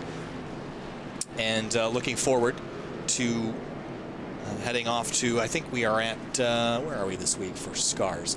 Heading off to Bathurst, Mount Panorama. Then Saturday night, it's the return of the Outsider Racing League. They'll kick off their season at the high banks of Daytona Beach. And then the following weekend, they'll be at Road America, as I will be in the real world. I'll be there for Grid Life, and I'll be live streaming that race from the Road America Media Center. So make sure you don't miss that one. We'll have cameras on location. Going to be a really cool broadcast. A lot of effort going into that one, so make sure you are there for that. Otherwise, we got ERSCA returning on the 24th of September. And more three-wide action next week from Michigan. So lots coming up on Sim TV. And make sure that you're following us on Facebook as well, because you can follow along with the racing series that I do commentary for in the real life. In real life, I actually do work for Grid Life, and I call the series called Grid Life Touring Cup. But if you don't know what it is, you should look it up. It is a brand new series that started back in 2019, and basically the idea is to race cars that remind you more of stock cars, Connor. Whether it's a Corvette, a Mazda MX-5, an Acura TSX, whatever your heart desires. How about a 2018 Honda Odyssey minivan? Yeah, it races. Roll cage and weight balance. That's pretty much all they do to match those cars up. They race at tracks all over the country. We'll be at Road America next week, and I will be there commentating that on Grid Life's YouTube channel. You can also watch it on our Facebook page. Thanks so much for joining us here on Sim TV. My name's Kyle Heyer, joined by Connor Horn, and we're ready to go racing again at the restart here with 100 laps to go. Make sure to see if any of that rear end damage hurts Johnston at all down the front and back stretch. He didn't come completely unscathed. Definitely got the best out of that damage, all that wreck though. We'll see what that 34 to 76. Let's see what these drivers can do with them. 28 on the outside lane is your leader. Green flag back in the air from Darlington, and running down to turn number 1, the 34. On the inside has Mitch Welker to his outside as they head towards the bank curve. And above that dotted white line, the 28 will lead the way at the exit of turn number 2. The 76, 34, 24, and 11, the rest of your top 5. Look at the run Mitch Welker got off of turn number 2. Just shot out of a cannon, got a huge run there all the way to the back bumper of that 28 machine as they're side by side for third. Here comes Bressi to the inside of Robert Kenny. That would be for third position. David Kalbin behind in the number 11, and a stack up behind the 6 car of Cass Silliman as they rocket down the front straightaway. Will Roberts poking his nose out from behind Casey Lakatos in 10th. Casey Shue holding off Riley Thompson, actually getting by Riley Thompson for 12th position. A couple of damaged cars trying to play for any points they can right now. Those drivers, a lot less cars on that start right there after the huge crash down the backstretch, and we're seeing them already get sorted out. Tyler Hensley putting pressure on the number 11 now, going to cross him up at the exit of turn 4. Can't get the car rotated down to get that run, but he'll stay tucked up behind the fire engine red Budweiser Ford Mustang. But Mitch Welker, let me tell you, he's putting pressure on the race leader here, Connor, and this is the fastest thing we've seen Welker all night. He's on a mission. And it's likely that he has one of the cleanest, if not the cleanest car left in the race. Johnston with that rear end damage, that 76 looking as fine as ever, as Robert Kenny goes to the inside to let Thomas Bressi by in the turn number 3, as David Kolb is 5th right now. I believe the 34 and the 76 are definitely the 2 cleanest cars right now, and Welker's showing it, going for the race lead. Right on the rear bumper of the race leader as they head into turn number 1. I love this little personal logo touch at the bottom left of the screen. That's really neat. I love when drivers customize their cars like that. Welker's personal logo, quite nice looking if I do say so myself.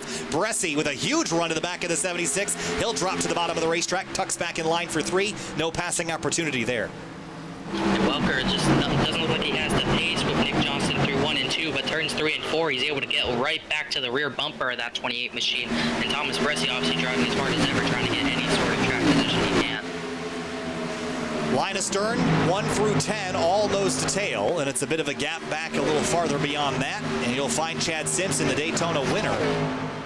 And he has found some contact tonight. The front end of that car slightly damaged. We see the 6 car of Cass Silliman popped out of line on Colin Fambro into turn 3, side by side for 7th. Going to be really hard for him to hold that inside line, especially when they're on even tires. Fambro's able to hold that position, hold off Silliman for the time being. But meanwhile, Mitch Welker trying to put any sort of pressure he can on this 28, but you know Nick Johnston is cold as ice. Yeah, he's not going to crack under pressure. I can tell you, though, Mitch Welker is persistent, and he will not go away. Thomas Bressi, we always talk about Bressi's initial pace after a restart. We always question his ability to hang on to that pace throughout the course of a run. Tonight, though, he's been more consistent than we normally see him, which is surprising considering how rough this track can be on Goodyear tires. But he runs in 3rd right now. Robert Kenny, who started in 2nd on the restart, back to 4th. Kenny just didn't get going on that restart, but he was able to keep his track position a decent spot in fourth, pretty much where he was running before that crash happened. As Welker's going to get into the wall, has to save it. Bressi has to check up. Here comes the 34 to the inside. Wow, Bressi did a great job not completely packing the fence at the exit of turn 2. As we head off into 3 now, he'll drop another spot. David Kalb to the inside. They're going to run door-to-door for a moment. Bressi squeezes back around the outside lane, and with the momentum, should carry that position back, regains 4th spot. He's probably not going to be too happy with Welker, not enough to wreck him, because obviously it's just a racing incident. That's how Darlington goes sometimes on the iRacing service. Welker was able to do a good job keeping it from being a bigger wreck, but the clean car we were talking about, having one of his cleanest cars in the race right now, it's pretty much all gone. That right front's looking pretty beat up. There's just a general frustration around Darlington, and it's because you can run a perfectly clean line, have someone in front of you make a slight mistake, and it can be game over. So I will tell you, Bressi did an amazing job not turning that into a bigger problem. Again, the 76 did nothing wrong other than make a little mistake, which I'm going to tell you, every single driver tonight has made a handful of them. It's just a matter of which ones we catch on camera before we make fun of him. There's the 44. He just made a mistake. He's in the wall hard in turn number 2. And behind him, Fambro with a rear wing full of the 6 car as they head down the backstretch. Yeah, Silliman has not given up just yet, and I think Silliman, they're really going to have to try to do something different to get by the 5 machine. The 44 almost getting cleared by Fambro right now, but the 44 not going to give up. Almost hits the right rear of Fambro, just down on pace down the front stretch maybe, and still side by side. Here comes Silliman. And the 44 is going to have to give that up. He'll drop down to 8th place now, move Cass up to 7th, and now attack the 5 car of Fambro. I like the alternate colored number on the roof of the GoPro Ford Mustang, kind of a throwback to this, what they used to do with the super speedway cars to make them more visible. Silliman now down to the bottom of the racetrack. The 5 car is going to squeeze around the outside, retake that position for the top spot. Johnson is driven away by half a second, but for 2nd place now, there's where the 3 car battle is. Welker, Kenny, and Bressi. Kenny still has a pretty, I think Kenny might not have Kenny's got a little bit of right front damage, but I think Mitch Welker actually did more damage to his car than I initially thought right now. As he's dropped back, he isn't able to pressure the 28 right now. Meanwhile, speaking of Kenny, once again, he lets the 24 of Bressi back by. This is smart racing by Robert Kenny to let the 24 by. I think he understands that Bressi might be either a little bit more aggressive or a little bit faster. He recognized that and says, hey, I'm going to let you go do the dirty work. I'll take advantage of it later, but you can go by for now. Love that move, love that call. As we see a battle for 7th, Silliman and Hensley going back at it. Meanwhile, going back on that comment about the 34, he talked about, you don't see that a lot, especially at a track like this where track position is so important. So it's really smart for the 34, or for the 34, excuse me, to make a move like that. And speaking of that, it's not like he's just doing it just to be careful of Bressi. It's still got a long way to go. Only a few laps ago, we hit halfway. It's still a long way to go in this one. Yeah, it's just really smart racing. And you mentioned how it's difficult to pass here. I understand that. But for Robert Kenny, he just made a deposit in the good boy bank in terms of Thomas Bressi. So on the restart later, you know, when we get one of those, I think Bressi might be more willing to cut Robert Kenny a break. So really, it's just gaining trust with your fellow competitors is always a good idea. As you see the 76 scrape the wall a little bit in 3 and 4. I don't think it's ever a bad idea to make someone happy with you. I think it's a bad idea to make them mad at you, which would be racing maybe too hard for a position this early in the race. There's something about Darlington that brings that side of people out. You see a lot of hard racing, a lot of definitely no giving and no taking. You see it a lot here. We've seen all the beating and banging before, during, and after the races here in real life and on the sim. We saw Jeremy Miller and RJ Root get into it way early into the race before anything really actually happened. So it's just really key to drive like that and keep your head in good shape. Absolutely. Cass Silliman, Tyler Hensley for 7th place. Hensley unable to hang on to it at the exit of 4, slips and slides a little bit. Behind him, there's Will Roberts. He looks 3 wide. Thinks better of it. Tucks in behind the 4 of Casey Shue and the 56 of Riley Thompson. Thompson and Shue have both had their issues tonight. Spins and crashes for both. They've rebounded and they're now inside the top 15. Good runs. And Casey Shue actually hit the wall pretty hard in turn number 1. He was able to gather back up, not before Will Roberts got that position right back, and has put the 4 machine back to, I believe, 13th, and now he's going to come under fire for another driver who's been into a wall a couple times here and there, Chad Simpson. Right behind them, a few laps down, Shane Therrien. Yeah, Therrien to get involved in that big collision with our front runners as they came through crashing lap traffic. And now JOSH losing a spot to the 42 of Chad Simpson, the Daytona winner earlier this season. He led one lap there and won the race. I'm thinking it'll be a little bit different tonight. For whoever wins this race is going to lead a lot of laps. And so far, that's been Nick Johnston, who's led the most, 52 to count, which is over half the laps that we've run so far. Bressy feeling pressure now from Kenny, and I'm not sure that Kenny is still agreeing that he's the slower of the two cars. I think he's now putting all that pace back to good use on the back of the 24. Well, I think he really doesn't want to lose touch to Mitch Welker. These three were right packed up with each other. Welker, Bressy, and Kenny all on top of each other, while the 28 was starting to get away. About a second and a half lead for Nick Johnston right now. But I think he sees the 76 getting away, and he's realizing maybe this 24 ain't as fast as I thought. Got to get back behind. Oh, 6 car in the wall that time. That'll make Hensley's job a little bit easier. I was going to say that those two had been going at it for several laps. And Michael Stroll now in the fight. Kolb going defensive on the front stretch. Oh, no, excuse me. He'll actually let his teammate on by. So Fambro up to 5th. Kolb back to 6th. Stroll, Silliman.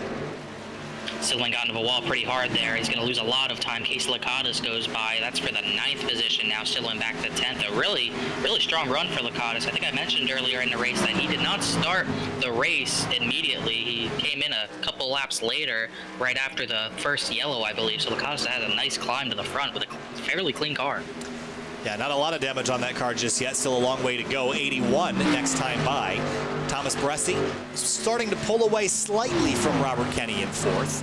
Closest battle on the racetrack right now would be Hayden Pastorius, Casey Shue. They've just sorted it out. We'll jump back to 3rd because now that, again, is our closest fight. Just kind of flipping and flopping all over the field. Up front, Johnston leads by 1.3 seconds and continues to be the class of the field tonight. This is not abnormal. This is sort of what we expected from last season, but it just took Nick a couple races to really get into the groove here. Meanwhile, while you're talking about staying in the groove, I believe he might have actually made a rare mistake here. Actually, in turns number 1 and 2, a couple laps ago, he actually did, in the middle of the corner, he actually did get up into that outside wall. He had a bigger lead, but a lot more right front damage than what was there earlier. Yeah, we see the damage on the back of the car right here, but as he comes around through 3 and 4, you're going to see the right front of this car crinkled up. And this is not insignificant damage right here. This is actually fairly severe damage on the right front of that car. That will affect the aerodynamics of this machine and might hurt the performance as he comes across the line that time, though still a tick quicker than Mitch Welker back in 2nd. Robert Kenny has gone back through to 3rd. Now let's catch a replay of that exchange. Yeah, I think we'll see let's see what Bressy does here. Got a bit loose, had to probably breathe the throttle out of turn number 2 here, and Bressy just being this, probably going to, I think we'll probably see him let the 34 back by to 34. Kenny really pressured him here. Bressy not getting the best run out of the corner here. He actually went low, maybe to give the 34 the outside line, but the 34 has to go to the inside. A bit more stressful than the 34 probably wanted, but the Bressy returning the favor, so to speak. Yeah, he definitely did let him by there on corner entry. So that was, again, this is what being nice to drivers will grant you, and that's what Robert Kenny did earlier, and he got that returned right back to him. So Johnston leads the way by 1.4 seconds. Cass Silliman slow and down pit lane, probably servicing the car. I think you might be able to go to the end here on fuel, so maybe a strategy call here as well. And the 11 and 8 battling for 7th spot now. Yeah, we'll see if he can make it. We'll see if Silliman can make it to the end here, and if that strategy will work. About close to 80 laps on fuel. I'm not sure that the tank can go that far, so we'll see how that works out with the 6 machine. Silliman a lap down here. We'll see how long they spend on the pit lane. 16.5 seconds, and a little bit longer now, 20 seconds. I just wonder, is that car too damaged to continue? Wouldn't surprise me with all the continued hits they took in the middle of the corner. But still in the car, I believe, so not jumping out. Yeah, still in the car, so I don't think there's any chance of retirement just yet. We'll go back to 7th. This is now a, well, now I guess you could call this a 6th place battle with Hensley just up the road. Yeah, Silliman actually 5th in points, hit the wall pretty good out of turn number 2 before coming down the pit road, so that just might have been either required repairs or just saying, hey, game over, this car is pretty much done. So see if Silliman gets back on the track. Definitely not going to get a good finish, as the right front getting probably pulled back out a little bit. I'm looking at the race for the lead. Nick Johnston, we saw he has that right front damage now, 30.762 last time by. Mitch Welker actually only a tick faster, but the laps before, Welker was going a 10th at a time. The gap's almost back down to 2nd. You just have to wonder if maybe there's some suspension damage on the 28 after making contact with that wall. And that might not be apparent in the steering, but what it will do is knock the toe and the alignment off, and that will wear the tire at a different rate. So that's a concern for the right front of the 28 car, Nick Johnston. He's typically pretty good on tires. I would say not quite as good on tires as the 74 of Nick and Delicato, but with the 74 out of the race, no concern there. We'll jump back to fourth place. Thomas Bressi now has Colin Fambro chasing him from behind. Fambro again won late last season after it took him an entire season to get there, but he finally started stringing races together. And see Bressi struggling now at the exit of turn 2. This is what I was getting kind of worried about Bressi. If we got a longer run here, if he would hold that right front tire under him and not wear the tire out. It's looking apparent here that Bressi's really struggling getting out of the turns, keeping the car rotating. It's really going to cost him a lot of time here in the late run. Down the front straightaway now as we go back to the lap times. You were mentioning that Johnson was a tick slower. Here's a look, 30.9 for Johnson last time. Car sideways in front of him. What car is that? John Wilco in the 62s around. That's probably going to bring out the yellow. Back up the track a little bit. No yellow yet. Wilco spins it around. Yeah. And there's Michael Stroll going for a position on the inside of the 11 into turn 3. But going back to that lap time thing, yeah, Welker was about a tenth faster. Now that time a tenth slower, so it's sort of evening out there as this battle for 7th continues down the front stretch. Yeah, I think the 28 machine was actually dealing with the lap car Brian Chambliss, as Stroll's going to go to the inside of Kolb here, really going to get checked up here as Kolb has to lift a lot to stay out of that outside wall out of turn number 1 that so many people have hit so far. The 11 just trying to hang on. He's been unable to get by him at this point. You have to be not just a little faster, you have to be a lot faster to get by cleanly here without muscling your way by. So going to take a bit more planning for Michael Stroll. Behind you see Casey Lakatos. And I think, is that Cass Silliman? Yes. Yes, Cass Silliman now 3 laps down, has that damage repaired and going to continue. I like the idea to continue. I know the car is beaten and bruised, but if you think about where the rest of the cars are behind them, there is a whole bunch, 15 or almost 20 cars behind Cass Silliman that are damaged out of the race. You can almost certainly expect 2 or 3 more, maybe 4 or 5 more to be out of the race by race's end, which means that, yeah, you should keep racing just in case they retire and are done for the day. Catches this 7th place battle again and has to sit behind for now as Stroll and Kolb continue their fight. It's important for Silliman to keep running laps. 5th in the championship right now, way behind the leader, Shane Terrian, but really only about just under 30 points behind second place Thomas Bressi going into this race. Byron Daly, obviously out of a race, was in front of them in points. Travis McQuiston was 4th in points out of the race. So even though Silliman's had their troubles, that team's had their troubles, they can still really gain a few spots here in the later stages. Oh, Kolb's into a wall. Yeah, just a slight touch there shouldn't affect him too much. He'll still carry the momentum far enough to maintain overlap on the 8 car as they head into 1. Now he pounds the wall hard in turn 1, and that's going to give the spot up to the 8 car Stroll and put some significant right front damage on the number 11. He'll drop back to 8th now.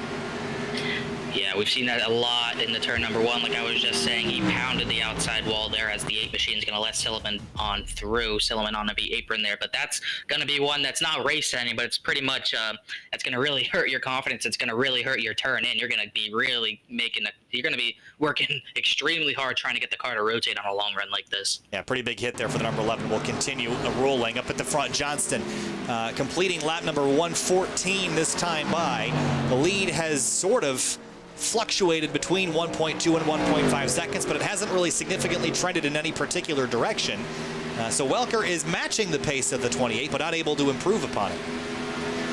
As that lap only a couple hundredths faster there, gains a little bit of time. The gap's pretty much stayed at 1.3 like you were saying. Robert F. Kenny back there in 3rd, the similar lap. He can't really make up much time. Thomas Bressi, he was not too long ago that he was letting the 34 by, but now Bressi 1.4 seconds, maybe 1.5 seconds off Robert F. Kenny's pace. And I thought the 5 would be able to get right on by, but he hasn't been able to get by. And Curtis Yancey actually not letting the 5 by that easily. Yeah, Colin Fambro's got quite a bit of damage on the nose of this car as well. You can see that hood kind of popped up towards the center. The side skirt on the right side is also destroyed. The spoiler on the right rear. So this car is hurt. I'm not sure it's making as much downforce as it was before. It continues to kind of rub the paint off it.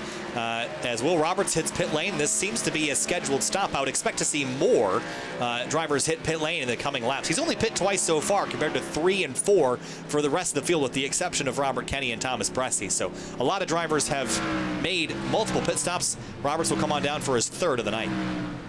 And about just over 30 laps into the run, as I'm seeing right now, Cass Silverman has actually called it a day off the track, out of the race for now. So about 5 down. Right now, 20th. Right now, I think Shane Terrian's actually still running laps, so Silverman will probably finish around maybe 22nd, 23rd. But the tires are definitely getting really old, really worn out. That right front's going to start to wear down and pretty much get onto the virtual cording of that tire. So we'll see what the strategy is going to be like. We'll see if Mitch Welker, Robert Kenny, Thomas Bressy, see if any of these guys try to risk an undercut on the 28.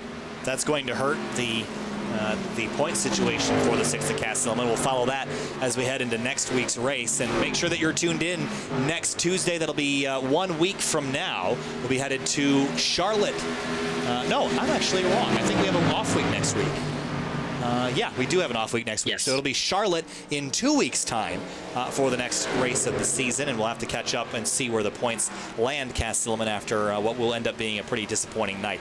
Bressy and Fambro fighting for 4th, about 6/10 apart. Closest battle on the racetrack would be for 10th. Riley Thompson and Chad Simpson. Thompson scrapes the wall once, twice, 3 times the charm as the Simpson car tries to reel him in. Yeah, Simpson dealing with a lot of damage. 56, not as much damage, but it looks like that 56. I believe he was behind. He was behind someone, battling, I believe, with maybe Lakatos for a long time. But Riley Thompson was stuck behind someone a lot. Into a wall again in turns number 1 and 2, but he's able to stick it out so far. Still right in the top 10, right in front of Simpson. From my experience racing at this track, you can race all night long, for 40, 50, 60 laps, not touch the wall. As soon as you hit it once, it seems like every lap you're hitting it after. It is the most frustrating experience ever to hit this wall here because of how much it slows you down and how much it ruins your momentum. Colin Fambro, though, has got plenty of momentum. He's finally caught the 24, Thomas Bressy, battle for 4th. Meanwhile, the battle for 1st might be heating up a little bit. Not sure if it's just by strategy, but Nick Johnston at 31.2 last time. Mitch Welker at 10th faster. The gap is finally just under a second as these guys have pulled away from the rest of the drivers up at the front. Last time by a 31 flat from Nick Johnston to 31.07, and Mitch Welker ran a 31.2. So again, the gap just fluctuating lap after lap as the gap goes from about 9/10 back up to 1.2 seconds at times. We will keep our eye on the front of the field as we go back to 4th here, because Fambro is certainly lighting up the back tailpipes of this 24. And again, the 24 car's livery is based off of the 1963 Corvette Grand Sport racing livery. And Bressy has put it into a top 5 position. Fambro with a much more contemporary scheme on the car tonight. And now going to pop out a line to the inside. Not sure he's got enough overlap to make it stick into turn 1, but he's going to give it a try. The 24 almost gets the wall. Now they're door-to-door through 1 and 2, and Fambro is through. Bressy backs off. Bressy's going to try a bit of a crossover down to the inside. Maybe it will be a good time to try to pit right now, but I don't think he's going to. A bit of a bump to the 5 of Fambro, maybe not enjoying that tight move into turn number 1 there. Yeah, I think Bressy, I see Bressy catch the wall just a little bit. Bressy's been pretty patient tonight. He's been okay and willing to accept some position losses here and there. And I like the Bressy that we've been seeing this evening. I think in the past he would have fought that harder, but I think he understands. Yeah, the 5 car is running me down. I'm going to move over, let him go by. And I almost think that the kindness from the 34 of Robert Kenny is sort of rubbed off a little bit. Go, hey, you know what? It's actually kind of cool to be nice. As he gets hard in the wall now, I think there's some frustration setting in as the tires start to wear deeper into this run. Yeah, we'll see a lot of these drivers. This is the point in the race where we realize, oh my goodness, there's still 60 laps to go. Still a long way to go. And like you were saying, very frustrating. Once you're into the wall, you can't stay out of it, and you just get more and more upset. You keep hitting the wall harder and harder, and your overall experience just gets worse and worse. So we'll see if Bressy can keep his head on and see if any of the other drivers can keep their head on. It's gonna be a frustrating run to the finish for a lot of these guys. There's Nick Johnston in the 28 car. He continues to lead, but his lead is dwindling. Mitch Welker has begun to run him down, and this is a lot of pace out of the 76. We've seen him run up inside the top 5, but running down a guy like Nick Johnston, this means that Welker is good enough to win this race. At this stage, to be catching the 28 is a really good sign. Still a pit stop left to do, and now the strategy all revolves around when do you make this stop here, Connor? Do you think undercut or overcut is the strategy this time? I think in my opinion, you might have to bring lap traffic into the fray here. Nick Johnston's actually about to come up on guys like Casey Shue, David Mott Jr., Hayden Pastorius, Will Roberts has actually already made a stop. But guys 12th through 14th, still on the lead lap, still probably don't want to go 1 lap down, probably want to stay in the races. They're actually side by side. Mott's in a wall in turn number 1. Well, that was a big hit there. He's way off the pace now. Go back and have a quick look at exactly what happened here as they went off into the corner. And Yeah, he got in the wall, bounced off, and hit it. Oh, he hit it big time there coming back across. So damage for the 10 car of Mott as we jump back live. And Welker continues to reel in Johnston, although that last lap was a little bit slower. I think the trend has been that the 76 is shortening this distance. I heard on the radio while you were talking, Mott said he will remember that from Casey's shoe. Definitely doesn't appreciate how he was driven. Gets out of the way of the 2 leaders. No harm, no foul there. That might have actually helped Johnston that those 2 got into it. Nick Johnston's going to have to be careful when he does catch lap traffic. He might want to bring some sort of formula into the picture if he wants to pit before he hits potentially heavy lap traffic. Hayden Pastorius is on pit lane right now. This is his 3rd stop of the day. We'll see what time that team can pull off. Some damage on the right rear of that car and on the right front. The whole right side, Darlington striped. And away he goes with 14.4 seconds stop. Welker lost a bunch of time that lap, 0.3 of a second, working by David Mott Jr. So that will put the gap back up to 1.3 seconds.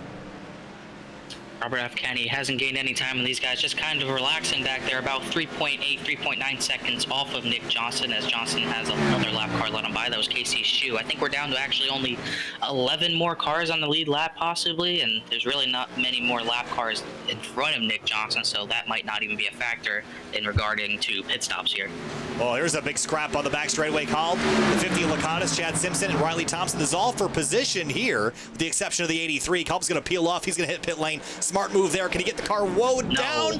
Almost going to miss pit lane. Just in time will pull it in. That was really dicey.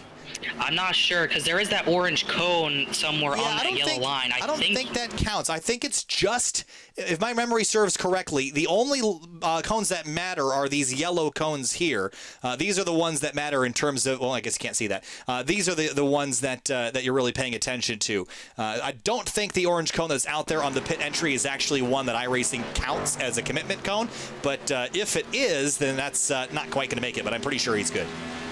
We'll see here. He's going around to the left sides now. I think from my experience, you do have to get inside that orange cone that is on the track. So we'll see here. He's already on the throttle, already getting ready to go here, as he is still on a track and he does not go. So I wonder. Maybe that is a penalty. I think it is a penalty. I feel like from my experience, you have to hit that orange cone, which he definitely did not hit. He did a good job getting back in the pit road, but it probably would have been better to just keep on going and try again. I think that must have been a penalty. That's interesting. Oh, you know what? I forgot that they have a blue cone out there now? No, it's just that, I believe it is just that orange cone down there. Okay. As Riley Thompson's in. Consider me corrected. There's the sixth place car, the 44 Tyler Hensley. Michael Stroll. This is a battle for 6th spot on the racetrack. Lead has dwindled back down to 1 second. We'll keep our eye on that as we approach 50 laps to go in 2 laps. And Thomas Bressy back there in 5th, just riding on his own. Casey Shoes in for his pit stop. Everyone's starting to hit pit road, just wondering when those top 2 drivers are going to come in. Fambro's still on track. David Kolb finally coming out of pit road after, I believe, what was a pit entry penalty. Watching the 2 leaders right now. Nick Johnston really getting reeled in a little bit. We've been saying that how that gap keeps dwindling each and every lap, and Mitch Welker's trying to make some sort of push up to him before they pit. Yeah, big slide, kicking the rear tires out. If you've got tire left, you should use it. 50 laps to go from Darlington Raceway in the Fuel Mission 22 Premier Series, round number 7 of the 2020B season. And Casey Shoe off of pit lane. Hensley and Stroll continue their scrap. There's the 11 car behind them, rejoining the racetrack now after spending a lengthy amount of time in pit lane. He is now 3 laps down. Here comes, I think Johnson's coming in. Here he comes. Peeling off, and yes, there is that orange cone there, so that must be the commitment line as he's in. And you can actually see from that angle how much damage is really done to the right side of this car. It is pretty well shortened up with the tires poking out, and that might be what's hurting him and slowing him down. I'm curious to see if his pace will resume if he can get some of this damage repaired here in the pit stop sequence. And we'll see if this 76 machine responds after not getting in the pit road before the 28 machine. I thought Welker had to get in the pit road first, but he wasn't able to do that. And he's already he's actually into a wall in 3 and 4, staying on track, so he's not going to get back in again.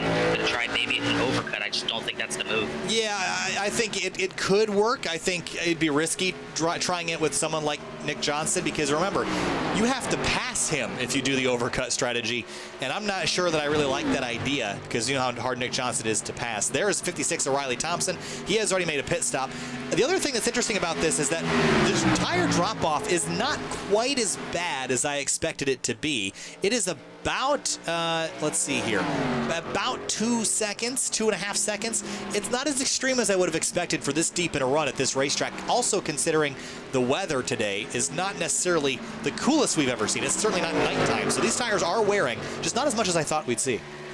Yeah, I expected about 3 to 4 seconds to see a couple cars come off pit road. The CURTIS, Casey Shoe, the 28 already getting up to speed here. But yeah, I did expect, I kind of expected some tires to maybe be blown here. Might not even be close to that right now.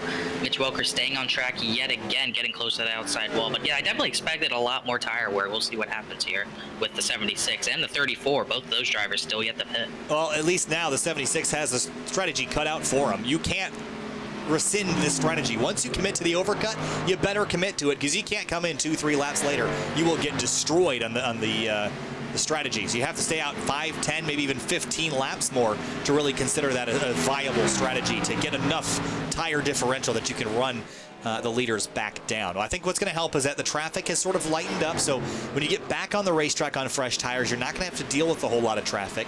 You're going to be able to pick them off one by one. So running down your top 10 right now, Welker, Kenny, Bressi, Johnson, Roberts, Fambro, Yancey, Hensley, Stroll, and Thompson. As we go back to Bressi, he is just running in third place right now. He is also yet to come in on this sequence. He has 59 laps on his tires. Welker also the same. Yeah, the only really three drivers that were at the front right behind the 28 machine. These guys are trying to do something different than Nick Johnston right now. I think they realize it's their only shot at maybe a win, except the 76 I thought had a shot at catching him on equal tires, but we'll have to see how this overcut works for these three drivers. They're trying something different. And maybe for someone like Bressi, who's not really in a position to win this race, even with the strategy he's trying to play, maybe just stay out as long as you can and hope for a caution. Very possible. We've seen a handful of them. It's easy to wreck by yourself at Darlington. So keep that strategy open. Maybe if you can't win on either strategy, stay out. Just see if you can get a caution to catch it the right way. And if you can, then by God, you found yourself a way to win the race. If everyone else comes to pit lane, you're up front. So, I don't know. We'll see what happens, but I wouldn't rely on that strategy, but it's certainly one you could play. Another thing they might be hoping for, a lot of these drivers might be hoping for a caution to trap a lot of drivers a lap down. Only 3 drivers on the lead lap. There's 3 drivers who have yet to pit right now. Nick Johnston would be getting the lucky dog, but he wouldn't get the position on those 3 if they had to pit under yellow. So that's another thing you could look for. Is Mitch Welker is going to stay on track one more lap. Robert Kennedy back there is still staying out, and Thomas Bressi. I've been worried about Bressi because of how bad his right front tire. He looked like he was not able to rotate for most of this run, looking really sluggish in the middle of the turns. So I'm kind of concerned about that right front tire if he's trying to pull off the strategy. Yeah, you notice Mitch Welker's last lap time was a 31.9. That was 8/10 off the pace that he had run the previous couple laps. I'm starting to grow concerned, as you mentioned, about that right front tire. Will it hold on for this long, especially with how much load he's putting on it, letting these cars on by the inside? I think he's losing too much. Let's not speak too soon, though, Connor. I know I've made these I guess I don't want to say accusations. I made these predictions before. Assumptions? Yeah, assumptions, and I've been wrong many times. So, I think as much experience as I have commentating these races for the last 2.5 years, I don't think I've really learned a lot about tire strategy, because the tire, frankly, has changed so much every month. As you see, Welker drop down to the pit lane. Can he get the car slowed down? He's going to miss the pit entry, and he will miss the cone. And Mitch Welker out of the race lead. That mistake will cost him. And he comes to pit road anything. He hit the cone. I doubt that's going to be free from a penalty, as Robert Kenny's going to stay on the track. I don't think the 24 is pit. Yes, Thomas Bressi has pit. I believe he did make the cone. He made it easy. Mitch Welker tried everything he could to gain any sort of time up on the leaders coming onto his pit entry, and he has pretty much just lost everything. Well, let's see what happens here on the pit stop. Right side's going to go up, change out those Goodyears, and then they're going to move over to the left and do those as well. The question is, will he be held on pit lane? Going back to the 11 who's set on pit lane, his entire stop was 27 seconds in the box. Welker, is he being held? Almost certainly, and that is going to be it. What a disappointing end to what could have been a race-winning strategy. And we Well, the 24, as I said, Bressi came down pit road. He made the cone, no problems there. So we'll have to see what he does on this final about 40-lap run for him. And meanwhile, Robert Kenny stayed out a few more laps, and he's coming down right now. Welker being held even longer. I wonder if he also got speeding on the pit lane as well. Maybe adding, this is just disastrous. This is going to be multiple laps down. Kalba's still 2 laps down after his penalty. Welker's going to be 2 or 3 by the time this is all said and done. What a disastrous way to end this race, and he's going to be very upset. Just missed it by an inch. I did not know that that cone was a actual commitment cone. Typically, they're blue in color, at least from what I remember, and those are usually pit out cones as well. I thought the yellow, I know where yellow's where pit speed starts, I know that. I also thought that was commitment, but did not know. Robert Kenny into pit lane as Johnston retakes the lead. And Johnston's going to have a pretty sizable lead up on his next closest competition. Colin Fambro, I believe, 10 seconds back is going to come and rotate into that, I believe, second position. So I don't think any of these guys are going to have much for that 28 machine. We'll have to see what the 24 and 34 can do on their newer tires to the end here. Less than 20 minutes of racing left to go here from Darlington. Nick Johnston in the race lead after pit stops. The only driver that could have dethroned him was the 76 of Mitch Welker, who finds himself now all the way in 13th, 2 laps down with an extensive pit road commitment line violation. Will Roberts up into 5th place. Has he made a pit stop? I think he has. It was a big undercut for him. Yep, he was one of the first ones in, trying to make that work. Into the top 5 with everything that's happened. I believe RILEY Thompson is actually past him right now, so put RILEY Thompson in the 5th and Will Roberts back to 6th. But Roberts definitely trying to get some track position here to the end. Hopefully his tires can hang on. Another thing about that orange line, that orange cone there, I remember, I think someone got bit for that at Darlington in a NASCAR iRacing series race, and I believe Bristol actually has the same sort of thing, even though that's obviously not a track you'll ever really hit under green for, but that's a couple of tracks do that, and this is just one of those tracks where it can just bite you and catch you by surprise. Really, that's interesting to note. RILEY Thompson, let's talk about him for a little bit. He sits 5th right now. He has had a very up and down night. Qualified up in 3rd, ran inside the top 5 for the majority of the first part of the race, then got involved in a crash on a restart, dropped all the way to the back, and here he is back inside the top 5 the last 50 laps of this race. Great rebound. I'm sure he might be able to grab 1 or 2 more spots by the end of this thing if things work out and we get a late race restart, but still a top 5, even a top 10 would be an impressive rebound from a driver that I thought would have his day end under caution earlier tonight. Yeah, he looked like he had a lot of problems early in the race, but he was able to power through it and get back into the top 5, like you just said. 20 seconds off the lead, but a really strong recovery for this 56 machine. I believe he'll probably finish 7th at the best. He's got the Robert Kenny and Thomas Bressi on the freshest of tires right behind him, only about a second or so right behind him. Actually, Kenny and Bressi charging up to them. Brian Chambliss in between those two. So I'm looking at this 34 and 24, about 24, 25 seconds off the lead in Nick Johnston, so we'll see how far up the order they can get to. All right, we're going to do a SimTV sound surge here, let you listen to the sounds of the roaring engines from Darlington. Stay with us.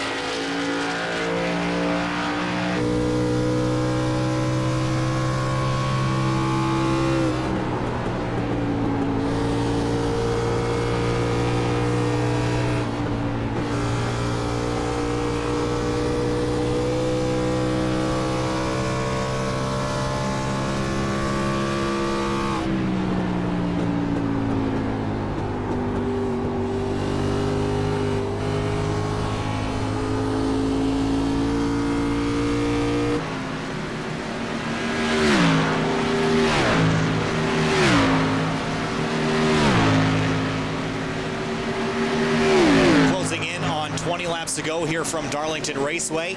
155 laps complete. Nick Johnston leads by 11 seconds, Connor Horn, as we got a spin on the backstretch, and that is the 56 of Riley Thompson. We stay green.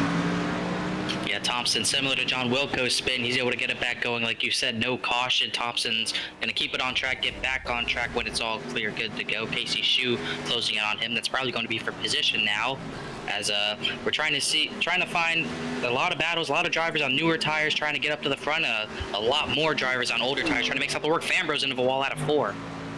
He's a second place car. He's got Shane Terrian tucked in behind. Shane Terrian, really important that he continues to run, even though he's laps and laps down. He's 12 laps down. Remember, he came into the night as the points leader, Connor. It is crucial that he gets as many points as possible after what has been a pretty miserable night after the collision that he had on the backstretch with the lap car. Looking at the points, he goes into the night leading by 60, a fairly significant lead.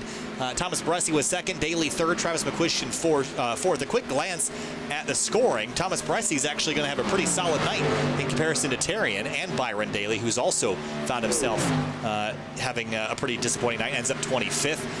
Nick Delakato is going to tumble down the order. So will Mitch Welker. Cass Silliman is also out. So there's a lot of shuffling towards the front. Looking at drivers that are going to have a good points night, if Colin Fambro stays where he is, Colin is 22nd in points right now. He's run second on the racetrack. That would be a gain for him.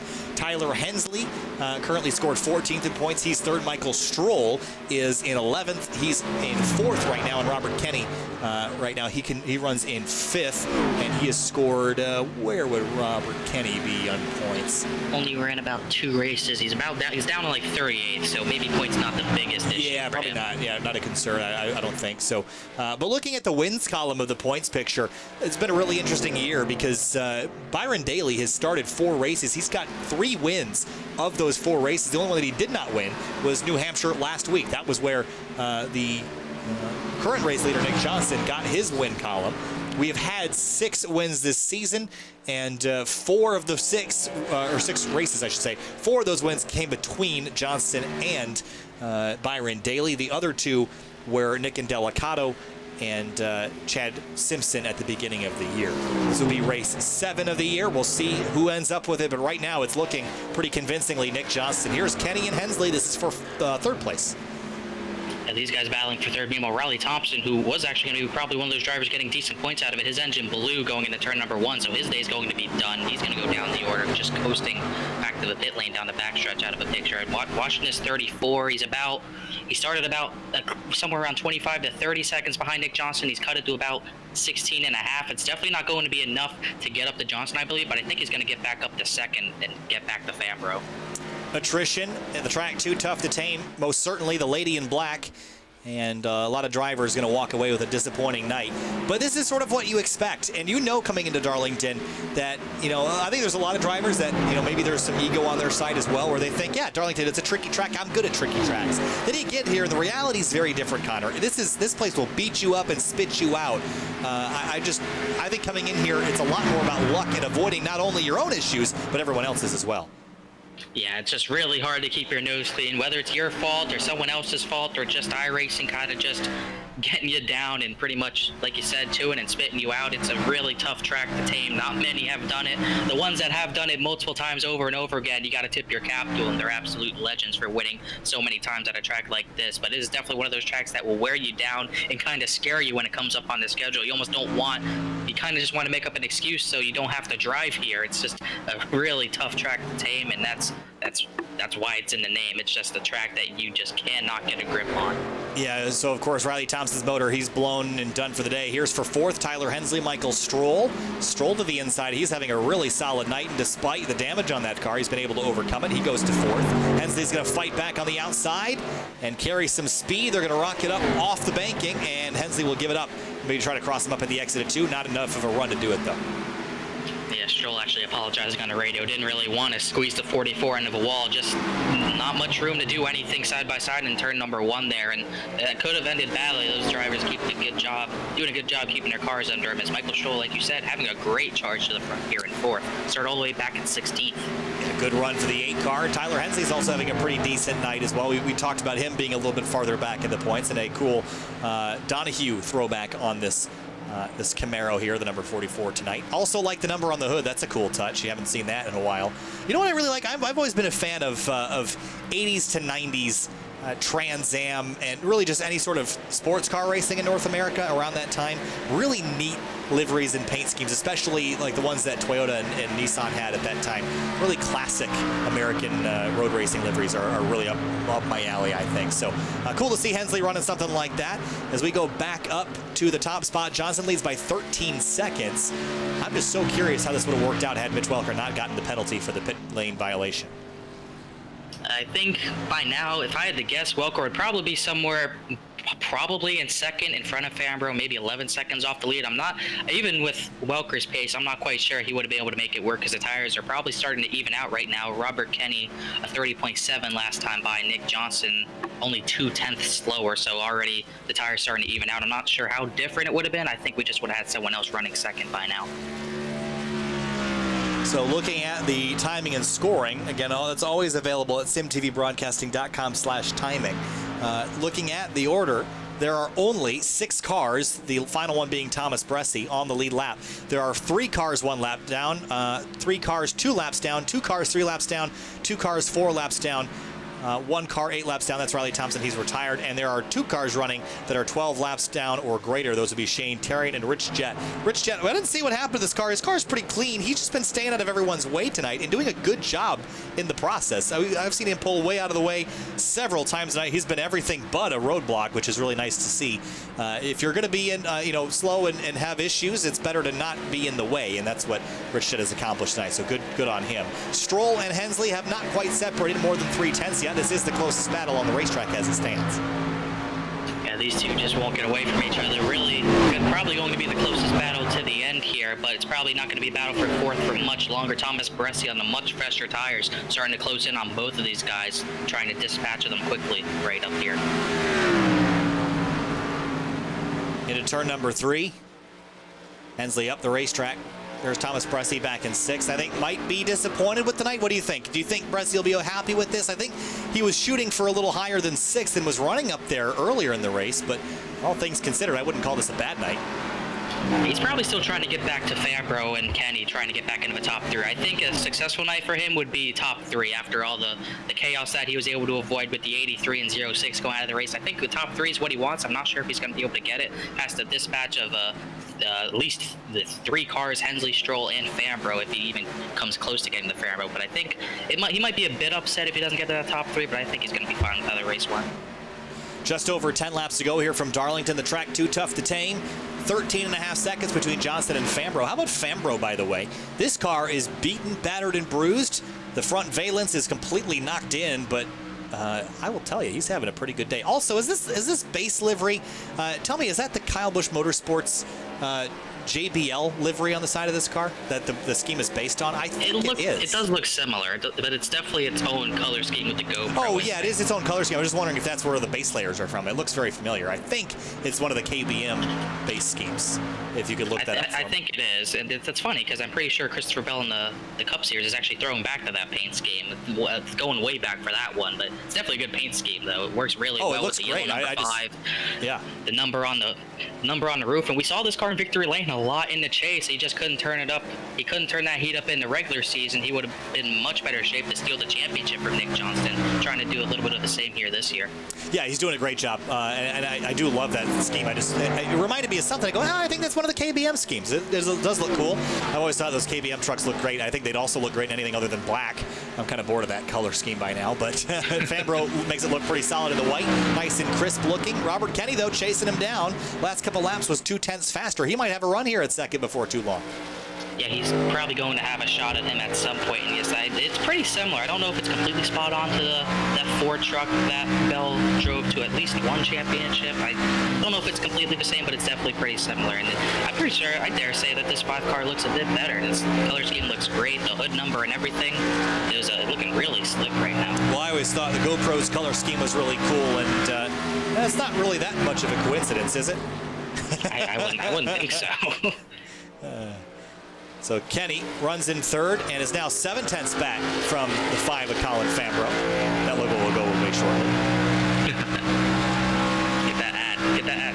Get get that ad sort of spot. ad. It's on a timer. It'll go away. Skip in 5 seconds or something. Okay, it's not going away. I'm just going to run it through the sequence.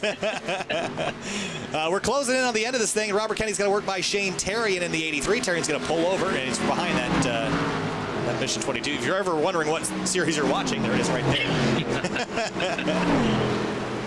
I have 2 of these on selectable toggle switches, but the first logo in the sequence is not on its own toggle switch.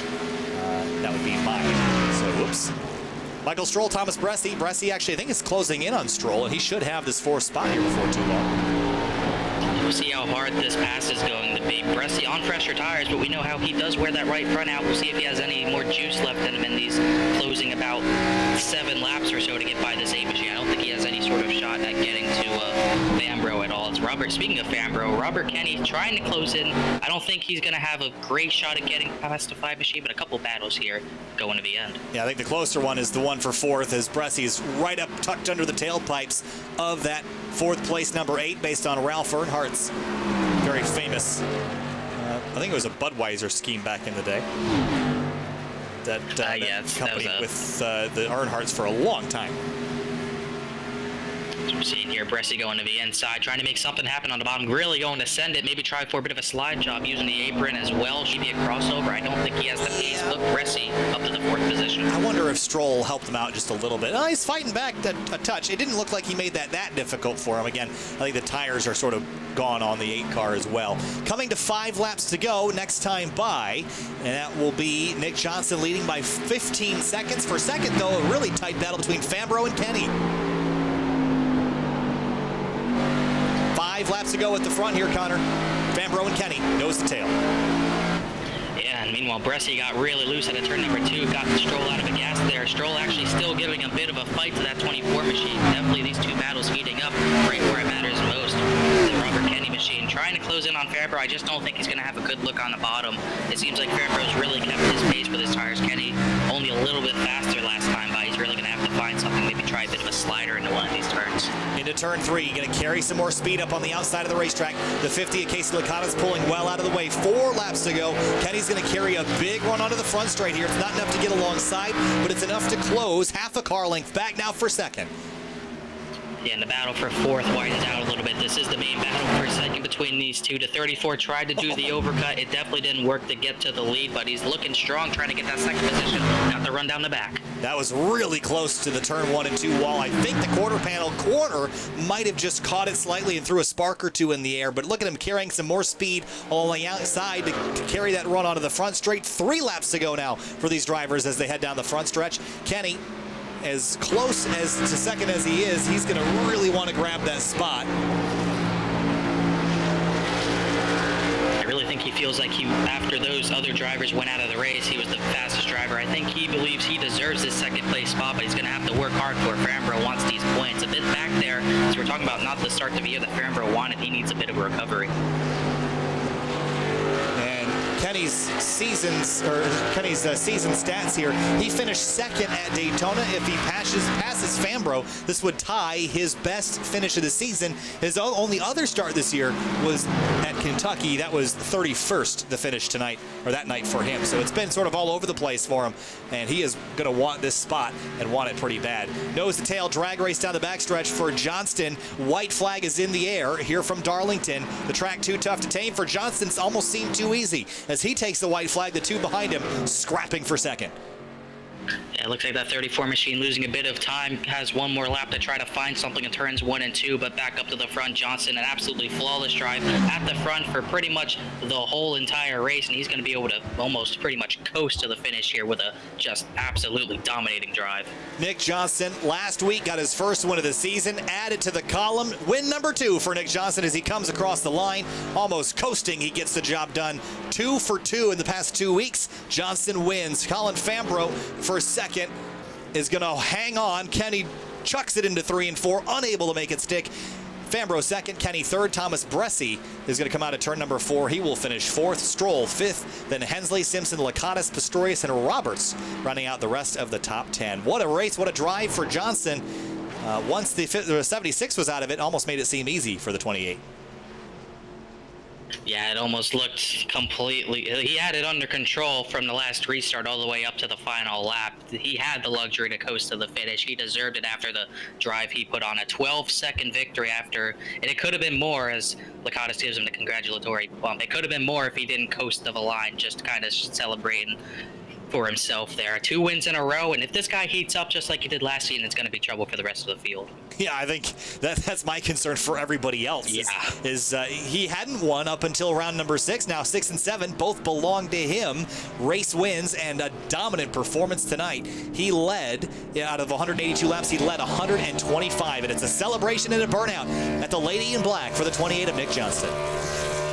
In the classic Robbie Gordon throwback paint scheme as well. Robbie didn't get it done on many ovals, only one at New Hampshire, where Johnston did win last week. He's going to get a lot of praise for a beautiful paint scheme going to victory lane here today.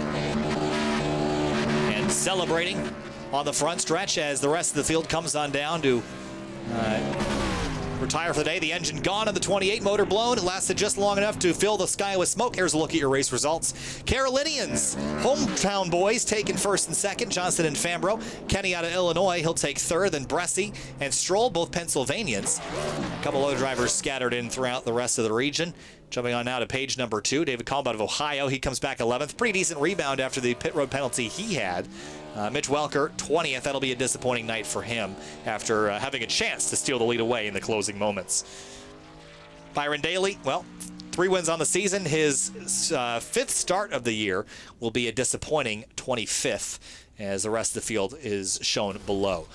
Zach Paston did not take the green flag tonight. The only driver that did not do so. Everyone else showing just DNF'd with collision or other damage involved. We'll be back in just a few minutes for interviews. Hang tight. We'll be right back.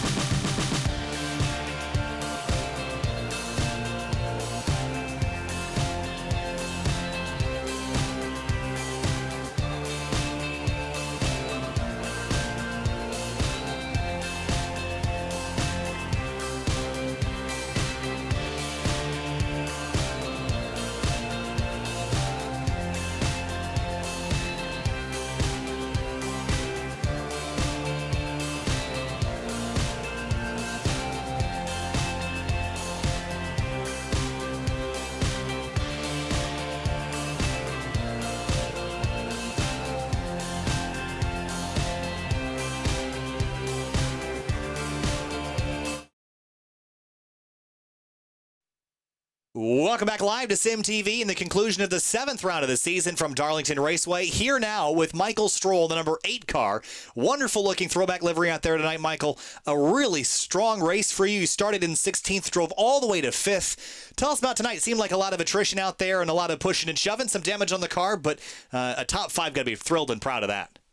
Yeah, I'm excited. I think everyone had a little bit of a Darlington stripe tonight. It was really hard to keep the car, glued to the track. I'm just ecstatic because, I'm in uncharted territory here. It's my first interview.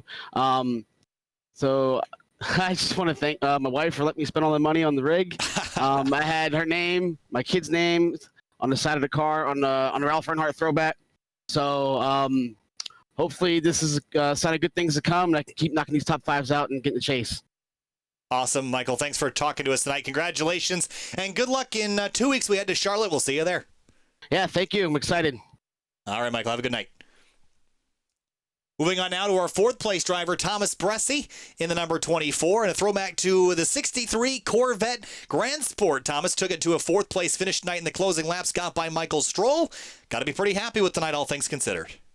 Yeah, considering I had like 50 seconds of optional repair because I kept smashing the wall in 1 and 2, I'd say it went pretty decent. But yeah, it was a decent night. I wish I had a little bit more. I felt like that first half of the race, I maybe would have had something to work with. And then once Shane and Byron got, I didn't really see what happened with them, but once they kind of got knocked out, I thought I was like, oh, well, maybe I got a shot here, and that didn't last real long. So decent night though overall. Got to give a shout out though to my teammates Tyler with P6, and Casey got caught up in a lot of trouble early, but rallied back and finished 13th. So good on him. But yeah, could have gotten a little bit more, but all things considered, definitely not too bad tonight. Also, the fastest lap of the evening at 29.252, Thomas, so congratulations on that. We head to Charlotte in 2 weeks. Your thoughts on that track? Do you think you can get a win there? I don't know. I'd like to think so. I think because we've been having to change some of the setups here recently just because there's some of the old kind of messed up iRacing default setups, and I believe Charlotte is one of the ones they fixed. And the last time we had a setup that had been corrected was Kentucky, and that went pretty well. So fingers crossed Charlotte goes well, but yeah, looking forward to the off week, though, but hopefully Charlotte goes well. Fourth place for Bressy. We'll see you next time. Thanks. Moving on now to our third place finisher. That tonight would actually, no, we don't have third. We don't have Robert in the house. We're going to talk to Colin Fambro, who finished second place tonight. Colin, a really strong run, some damage. That car beaten and bruised, but 11th to second. And not quite enough to catch your the 28 car up in front. But hey, how about a second place finish? You got to be pretty proud of that. Yeah, absolutely. Given the way the season has gone, just like last year, I can't seem to be in the right place. So having a run like this tonight really helps me out. Big boost for me going forward. It seems like there's a lot of attrition out there at a track like this that's so challenging. Take me through the restarts and early in the race and just trying to avoid getting caught up in someone else's mess. How challenging is that? And how much do you focus on avoiding wrecks versus just trying to race your way up to the front? I mean, it's hard. You have to pay attention for sure, but you can't pay too much attention to it because you got to go. And when you got fresh tires, it's about the only time that you can make a move unless you're going to wait till way late in the run. But yeah, you got to pay attention to it for sure. And I don't think I did the greatest job avoiding it. I got caught up in a couple of things, but I was just able to keep the car mostly clean and good fundamentals, good pit entry and exit, and then no penalties. And I was able to drive my way up. Well, second place for the 5-car, Colin. Congratulations. We'll see you in 2 weeks from Charlotte. Thanks, Kyle. All right, have a good night. We'll see you. Moving on now to our race winner 2 weeks in a row. Nick Johnston takes it home by, wow, it was going to be over 13 seconds, kind of a coast to the end there. You led in the process 125 laps, a pretty dominant win there, Nick. Take me through this season. You started off 5 rounds without a win, then you go 2 for 2. What's changed? What's different? And can the field be expecting to see up front a little bit more towards the rest of the season here? Well, really, Kyle, I think we're just ramping up at the right time here. Kind of had some issues early on in the season, new guys, kind of feeling everyone out, and new rules with the tires and the green and white checkers and this and that. And I think really tonight, I think I got a little lucky there with Byron and Shane getting caught up in that incident early on. I hate it for those guys. I saw the one car spinning across the track, and I just kind of lifted off the throttle because I didn't know if he was going to come directly in my path or if he was going to stop.